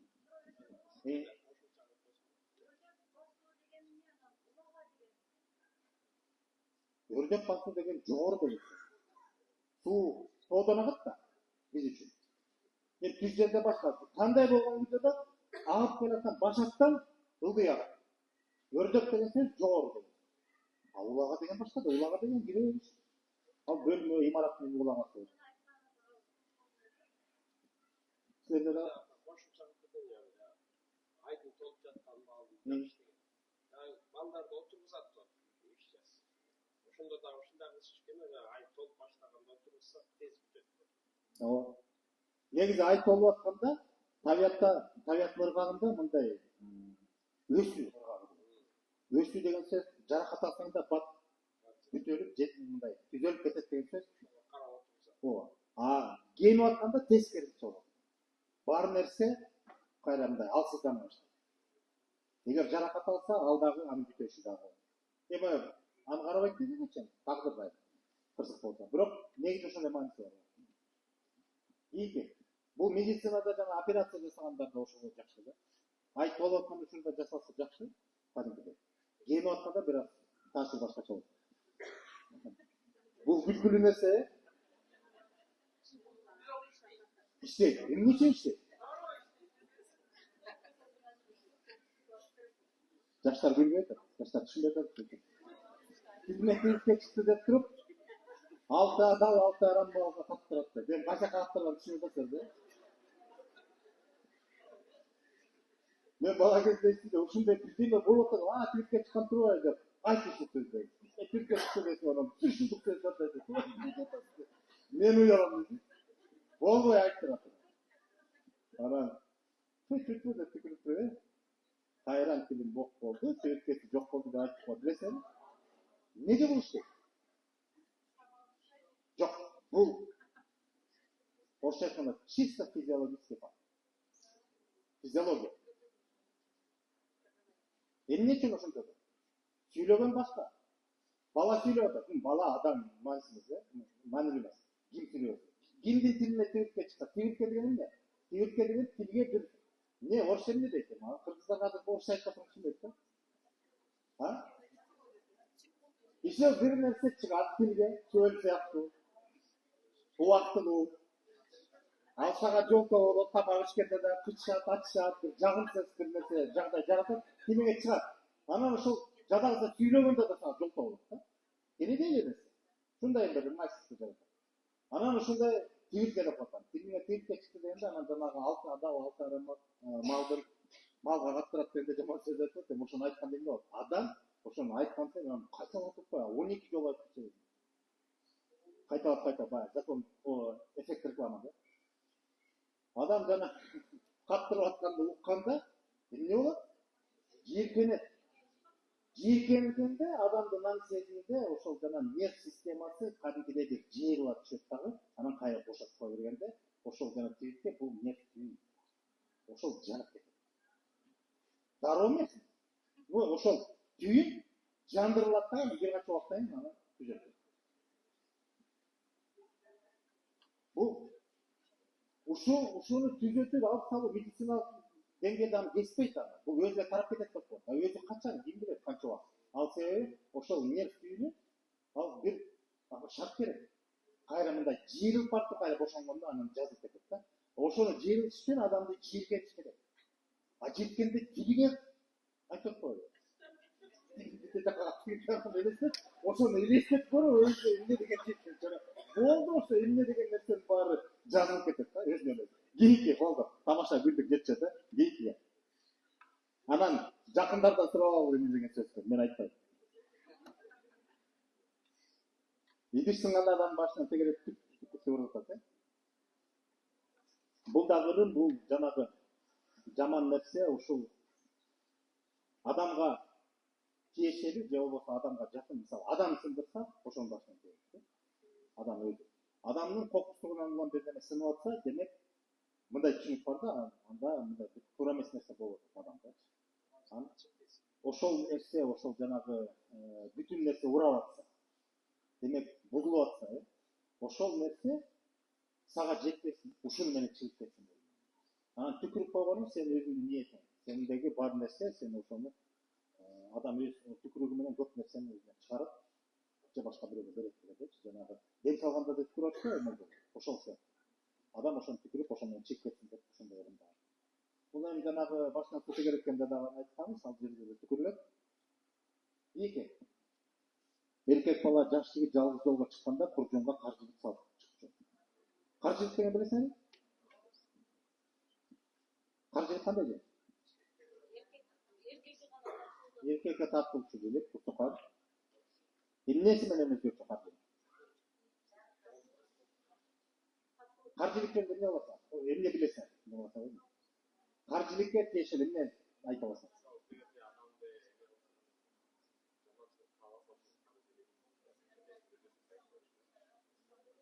Адамдын каржылыгынбы? Жок. Тарыхый маалыматтар бар. Тарыхый маалыматтар мындай. Илгери туура айтат. Илгери мындай кан жооктун душмандарын эмне болчу? Душманын жек көрүп ушундай өч алам дегенде, душмандын мүрзөсүн казып, сөөгүн, ошо адам баатыр болобу дейбиз, ошо душман. Ошону адамдын каржылыгына чакчу. Ошондо ошол адамдын ошол тукум урук тукуму менен бүттү. Кол бүттү. Каржылыкта чоң. Каруу деп айталат. Бул күчтүн символу. Эмне үчүн эркекке тартуучу кан катары бул ошондой бир чоң. Эң бышык сүйөк катары деп айтылат, балким. Андан сырткары дагы бир эмне өзгөчөлүгү бар. Кыргыздар, мисалы, койдун айталы, бүт жилиги чагабыз. Каржылык чагабыз. Билесиңерби? Билбегендер бар. Азыр каржылыкты да чагып калышты. Азыр жанагы Туканга эконом болсун деп жиликти эке чагып туруп тукан тартып койду. Каржылыкты да чагып калды. Бул туура эмес. Жамбашты бөл, Кашканы бөл, Жотону бөл, баарын бөл. Бирок каржылык этти. Бөлбөдү. Бүтүн эсе. Анын ырымы эмне? Ал эмне сөз? Слайд берсеңиз мүмкүн. Чакпайт сөөгүн ажырата айтып атпаймынбы? Көрсөтөң сүрөтүн көрсөтөң. Мына могу берер бар. Бул мисалы койдун сөөгү болсо, каржылык качагында? Астыңкы колунда да коебуз, Мына ошондо тиги мисалы саны колу деп бөлүнүп атпайбы, ошондо колунун чыйрактан кийин ошол кар. Андан кийин ошол мына кебетеси. Биринчиден чакпайт, экинчиден бул эки бөлүктөн турат бул сөйөт. Негизги жилиги, анан ага туташ болгон ички сөйөгү менен, ийнедей болгон сөйөгү менен жабышып турган дагы экинчи бөлүгү. Ушуну да ажыратпайт. Муну сөзсүз кыргыз билиш керек. Себеби ушуну ажыраттым дедим, бул ырым кылат да кыргыздар ушуну ажыратып. Душманыкын ошонусун чагат. Өлүп таштайт биринчиден, экинчиден чагып таштайт. Ошондо чакканда ушул тукумдун күчү биротоло ошо менен азат. Анан ушул каржылыкты ырымдап короого да, мал короого негизинде коюп билип койшот. Уру бөлүдөн тактайт деген. Себеби ошол жиликте чоң касиет бар дегенде айтылат да. Бул каруунун күчү. Кийинки слайд. А негизи ушул сөйөттү кийинки слайдтарды мал короонун бир жерине коюп коюшат, ушуну да ырымдап. Бул ошол жанагы жигитке карата бир кандай сөз айтабыз, тилек кылабыз го, колдоо элетинде деп. Жигиттин пири ким эле? Шаймер. Жигиттин пири Шаймерден да коебуз го, мына бул кар жигитти дагы артка берсең сүрөт. Мол жок, мол көп сүрөт. Мол сүрөт мындай тартып калса, капталдан моунда көрүнөт да жакшы. Негизги жилик бул жигит болсо, аны жамдап туруп үстүндө өйдөрүп кеткен, башы өйдөрүп кеткен, аягы ички болуп жабышып турган, бул ошол жигиттин колдоочусу деген түшүнүк салыштырылат да. Жигит өзүнүн колдоочусу менен ажырабаш керек. Ошондо жигит. Колдоого ээ болгондо, колдоочуга ээ болгондо. Жигитте колунан келбеген иш болбойт. Ошондо накты жигитчиликке бара алат эркек адам.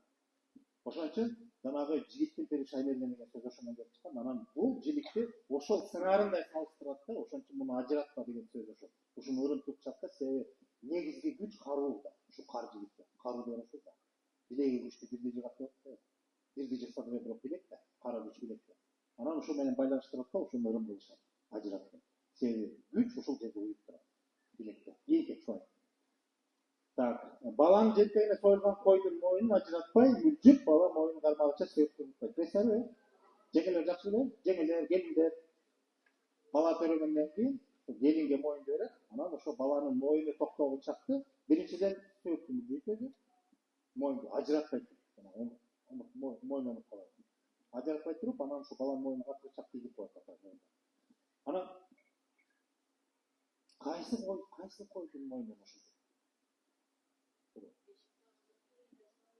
Жентекке союлган койдун, ошо балага арнап жентекке союлган койдун моюнун ошондой кылып туруп ажыратпай туруп.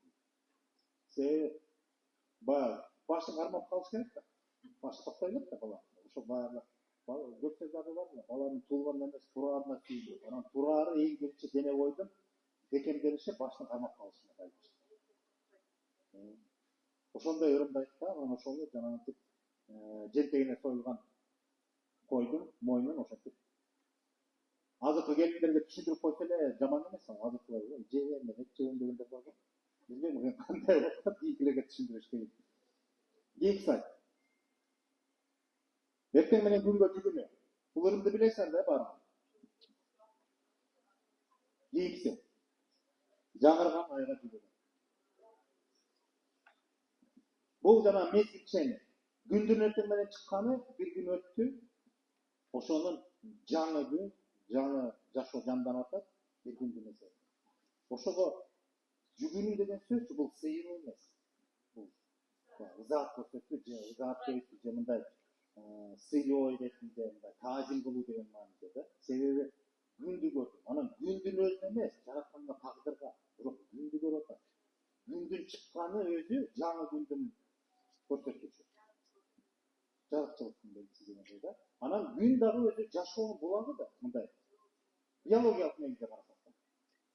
Астрологиялык негизде карасак, күн болбосо жерде жашоо болбойт. Ошон үчүн ошол булакка дагы таазим эткен. Жаңырган айга эмне? Ай айланып жаңырганы бул дагы асман телосу, анан жаңырды деген сөзчү 3 күн караңгы болот да. Эки. 3-күнү кайра жарык болуп калышпайбы? Ошондо баягы караңгыдан кайра жаңырып жарык болуп чыкты деген сөз дагы бир цикл өтөт. Айдан эсен, жылдан эсен, айдан аман, жылдан эсен деген сөз ошондо да. Gün, ay деп ошону белгилеп атабыз. Демек, дагы бир ай өттү деген сөз, ошол мезгилдин бир циклы. Ошону жашап өттүм, ошону мага буйруганыңа, тагдырга, Кудайга, кимге де эле ыраазычылык билдирүү, а ошол жарыкты көргөнүңө, ошого конец болуп, же болбосо ыраазычылык билдирген бир сыйырмак дейт. Анан кээрлер түшүнүп, кыргыздар ташка, тоого, сууга, айга, күнгө сыйынган деп коюшат. Жок, ага сыйынбайт кыргыз. Эч качан сыйынган эмес. Bir gana Kuday'da ele tanıp jaratkan egen, temir devle atap da gelgen, seynet da gelgen. Bolgonu gana oşat. Bol dağı Kuday'ın jaratkan, misal жерди jarattı, aydı gündü de jarattı da, mezgilde jarattı, oşol циклдарын bari jarattı da, oşonun bari görüp, oşoga razı olup durup, oşol ile jaratkanda razısın bildiresi. Bırak bularga tazim ettiği, oşol Kuday jaratkan oşol belgilerge, jarakka, oşol güç görek oldu, oşoga tazim ettiği. İyi Aktı geçinde karangıda üylep çıkarbayt, ay gösterdi. Süt dedi, aktı, süt, ayran. Benim için. Men emsiyete vakit göstermesin. Gündüzleri görünmekti. Bu degen misal, kalptire süt, uydu sütü, ayran durasın benimle oşanmayınca kaymakta da olur. Geçinde karangıda üylep çıkarbayt. Niçin?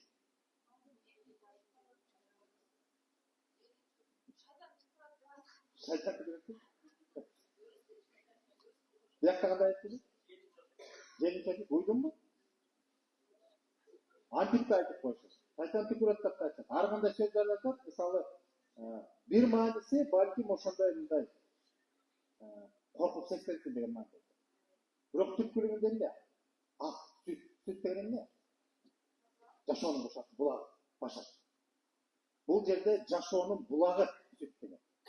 Жаңы болгондо жаңы жашоонун булагы. Жаңы жашоонун булагы болгондо караңгыда эмес, аны караңгыда кайра мындай кара күчкө каптатпайт. Көрсөтпөйт деген сөз. Айга көрсөтпөйт деген айдын да нурунда бир чоң күч бар. Ал көп нерсени жаманды да жакшыны да кулкалап өтөп жиберет. Жокко чыгарат. Чоң күчтөр. Жанагы телечигалек баланын кийимин айга көрсөтпөйт деген, же болбосо тескериче адам өлгөндөн кийин сөөктү жерге койгондон кийин жана сөөгө болгон талкысы болсо аны айга көрсөтүп коет десең ай ошону тазалайт айдын нурунда чоң көрсөтөт жана баштан суу тегерешкенде идишти коюп атпайбы 3 күнгө айдын нуру тийсин деп атабыз айда бир чоң күч бар анан ошол ай дагы сүткө тийсе ошол сүттүн сүт бул жана жашоонун булагы жаңы жашоонун булагы деп коелучу мисалы малдын сүтү дагы ошо төлүнө жараша да төл болбосо сүт болбойт Demek жаңы жашоого байланган жашоонун булагы. Анан ошону жанагындай терс күчтөргө аралаштырбай сактайт. Ошону кыргыздар билген экен. Ийки. Жок деп айтпайт, байды деп айтат десем керек.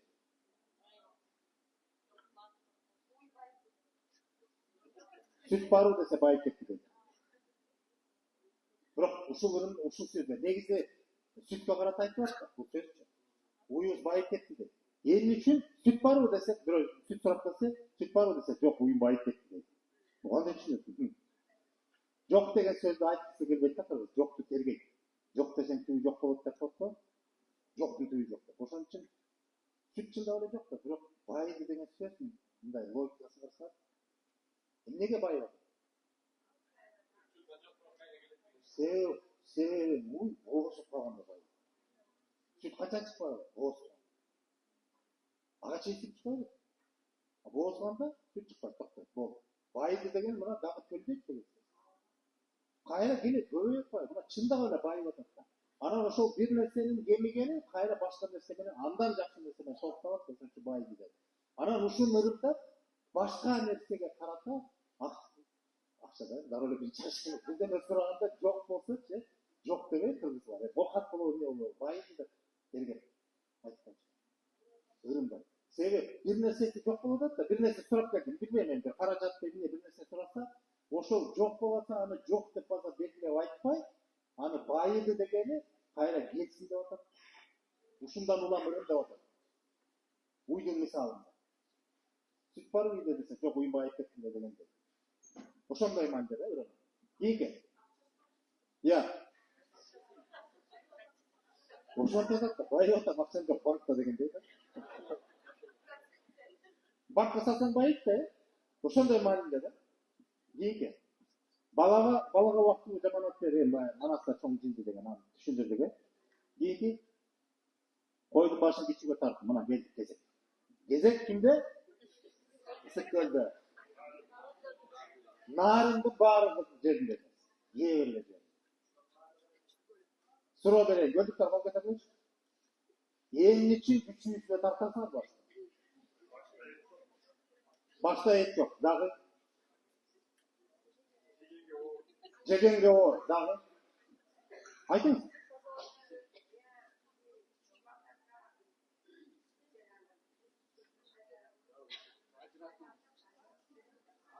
Ал башка, тартканда эле күчүсүнө жатпайт. Демек мындай экен.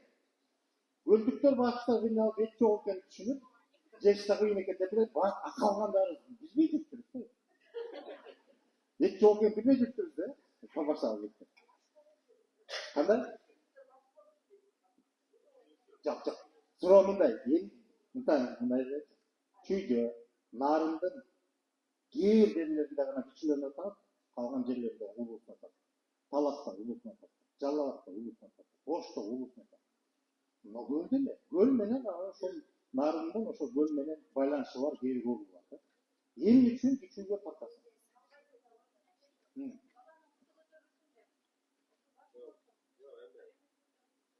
Калгандары эмне, көтөрүлбөй эле койсун, ошо көлдүктөрдү эле көтөрүлсүн деп.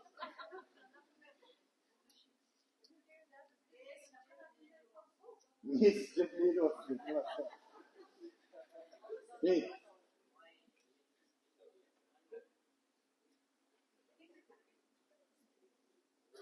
Başka gel. Bak,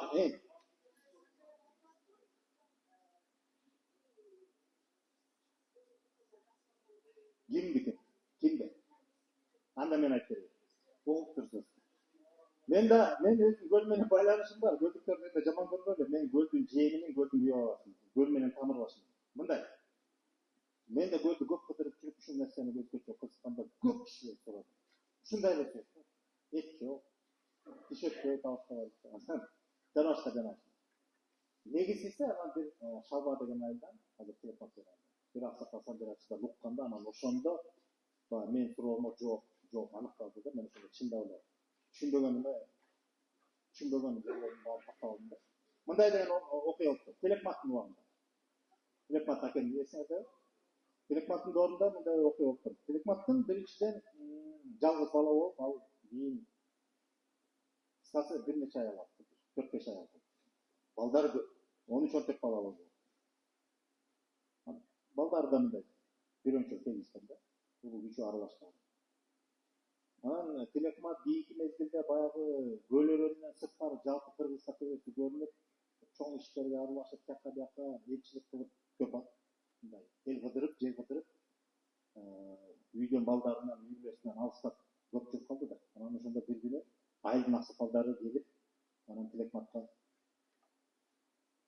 мындай сөз айтышат да.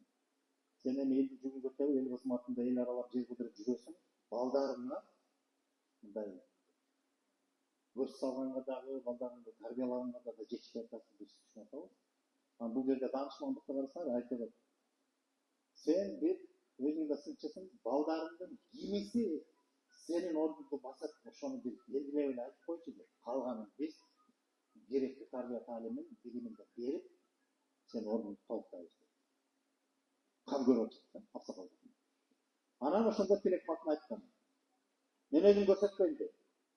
Улуу киши аял деген бар, анан баягы чатак чыгып кетпесин, өзү көрсөтүптүр, өзү айтыптыр, анан бул баласы жакшы көрөт экен деген чыр чыкпасын деп. Андан көрө сынагыла, өзүңөр түшүнөсүңөр деп. Канча сынайсыз, мен жардам берем деп. Бир койду союп, бүтүн асты деп казан, азышат. Анан эт пышканда бүт этин, баягы жили, устукан, майда чүйдө ичетин баарын бир чарага салып туруп, балдарын баарын чакырып туруп ортого коюп койгуна дагы чыгып кетти. Деп ушундай талабын айтат. Талап эмес, ушундай тапшырмасын берет. Анан айткандай болсак, жайдын күнү экен, боз үйдө баягы туурдугун чийин алып калат дагы. Анан ошол жерге дастархан даярдап туруп, эт пышкандан кийин балдарын баарын чакырып туруп, анан ортого дастаркан жайып туруп, чоң чарага бүтүн койдун этин баарын бир эле чарага салып туруп, ортого коюп коюшат. Анан караса эле бир баласы жок. Анан жигиттер келип, телефонтуп айтат, "Ай, бир балам келбей калып, эмне кылабыз?" десем, чакырдык келбей атат. Ким десе чыныбай. Эмне деп чакырмадың? Жүрмөй чакырдык тамак иштеп. Атаң чакырып атат деп айтпачы. Анан барса, ошо ойноп аткан жеринен оюнун таштап, анан атасы чакырса деп, каяка десе келип үйгө. Боз үйгө кирсе, ортодо бул чара турат дейт, эт менен толуп турат. Тегеретте бүт туугандар отурат, тиги чыныбай. Телефон балдар. Анан өйдөрөп төрдө улуурактап отуруптур, мындай анча-мынча орун алышыптыр, улууракка кечирип. Анан эки улуу агасынын ортосун нары бир түп так ортого төргө отурат, чыныбай ортончу аялынын баласы экен, ошондо жаш тураган бир 10-12 жаш экен. Улуулары бир 15-16га чыгып калган экен, кичүүлөр да бар экен, 4-5 жашар балдар. Курак боюнча орто, жолу боюнча да отурат экен ортончу аял. Ошентип эки улуу агасын эки жакка түптүп төргө отурат дагы эки жакты байкаса, эч кимси дай албай, устукан ала албай бүтүп отурушат, күрө келип жасап берет. Кайсыны алат деп. Ошондо тиги бала эки жакты карап туруп башты алып туруп колунан өзүнүн алдына коюп, "Могу меники" деп башты. Чыныбай. Анан аны көргөн калган бүт туугандары келип турган, эки жакты карап турган, ар ким ар кандай алып алган, иретти деле ким берет, анан калгандар да салып. Ошентип анан ушунун баары сыртынан тигилер алышкан аксакалдар, анан тиги Тилекматов сырттан байкап отурушат да, анан Тилекматов байкадыңарбы деп бүт түшүндүк. Чыныбай экен. Анан ошондон кийин Тилекматов айткан экен. Орун басар, же болбосо жолду улоочу дайыма эле улуу бала болбойт. Татыктуусу болсо, кичүүсү болсо да татыктуусу жолду бериш керек. Ошондон кийин, ошол Тилекматтын сынынан кийин, ошол өрөөндө бугулардын ичине ырымдап, эт тартканда, ырымдап, эгерде дастаркандын четинде мындай бир идиректүү, зээндүү жаштардын арасында баш болчу жигит болсо, жаш, ошого баш тартып баштаган экен. Ырымдап, башын. Кийин ал нерсе унутулуп, жайылып кетип, азыр жөн эле автоматтуу түрдө эле эң кичүүсүнө тартат. Маселе эң кичүүсүндө эмес.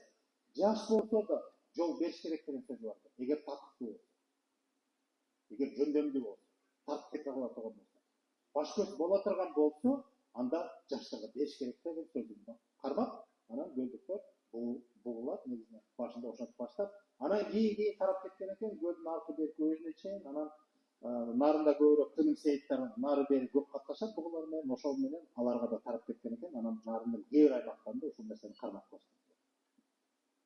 А болбосо башы жакта деле улууларына тартышкан. Ошол чыныбай бала болсо дагы ушул жерде отургандардын башчысы менмин деп өзүн сезет го. Деп башталат. Ушунун өзү улуусу менмин деген сөз. Жашына карата эмес, жолуна карата. Эки агасын эки жакка төргөдө отурганда ушундай. Баланын бала кезинен ушундай чечкиндүү болгонуна тиги баасы толуп, жанагы кимдин сынынан өтүп, анан ушун бекилер байкайт. Бүгүн болсо биз ошол жактан кабарыбыз жок болуп, көбү жөн эле кичүүсүнө тартат. Айткан жүйөбүз башта эт жок. Маселе эт эмес. Кыргыз дегиле этке тарынды. Устукан талаштады, устукандын этине да талашты. Жолуна сөгүнмөс. Жолуна. Устукандардын жолу бар, улуу кичүү деген. Ошол жолуна тарынат. Туура эмес устукан тартты десе, ошол устукан жигиттин этине тарынбайт деле ал эт. Этти деле жебейт кыргыз, билесиңби? Бүгүнкүлөр билбейм, мурункулар устукан тартканда дагы ал өзүнчө салт бар, өзүнчө тема бар. Устукан тартуу, устукан берүү деген салт. Устукан бергенди билбей алды. Устукан тартканды билебиз. А бергенди билбей алды. Ал өзүнчө. Түшүнүктүү, кийинки. Эми көптөр билип алма, маселе эмнеде экен? Эгерде чындап жолу менен башында кандай болсо, ошол ырымды кайра калыбына келтирсек, анда дастарканда иши эле кичүүсү экен эмес. Ошо кичүүнүн ичинен баягы болор бала болгондон коткон. Көрүп туруп, болот экен деп башты тартса, анда жолу туура. Баш көз болчу бала экен дегенде. Кийинки слайд. Сарымай болуп стили. Бар. азыркы бардар жашоодо дастарканды карасаң титирейт ба эмне гана. Ырымчыл кыргыз биринчи эмне болот? Сармай. Же болбосо желип тигин алабыз буну жейбиз тойдук болду деп туруп анан карап туруп сармай устуга болгон тоюн деп кой койсо деп туруп той турсак дагы сармай. Көзгө илинбейт биринчи. Эмне үчүн? Сармайда шайга каласың деп коет. Бирок эми ал ошол айтылган сөздөрдүнчү бир мааниси бар экен. Сармайдай саргайган деген ал бир мааниси сармайды кантип даярдайт? Анан же болбосо баланы карын эмне коюш эле? Жентек майды кантип даярдайт?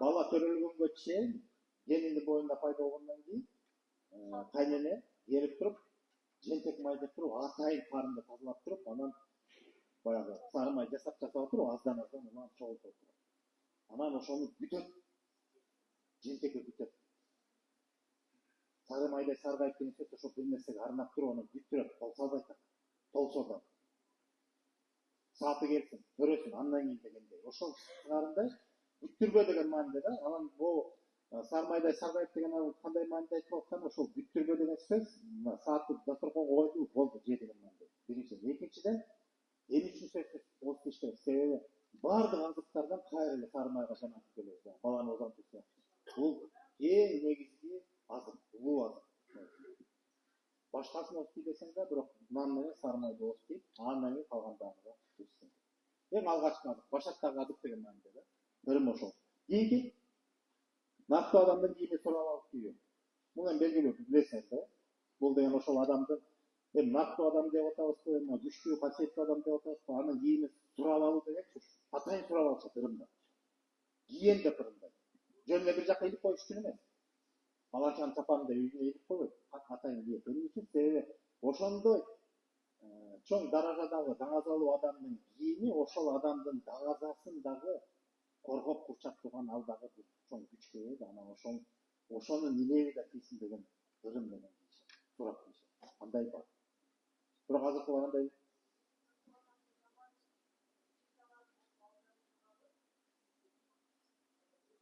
аны айта албайм бирок негизинен нактуу адамга сен ниет кылгандан кийин ошол жакшылыкты жүрсүн деп ниет кыласың а болбосо адамдын мындай жалаң жакшы адам болбойт сөзсүз түрдө адамдын жаман жакшы адам толук ак болбойт толук кара болбойт анан ошондо да биз ырымдаганда жакшысын көрүп ырымдайбыз кандай ниет менен кармасак кийинки слайд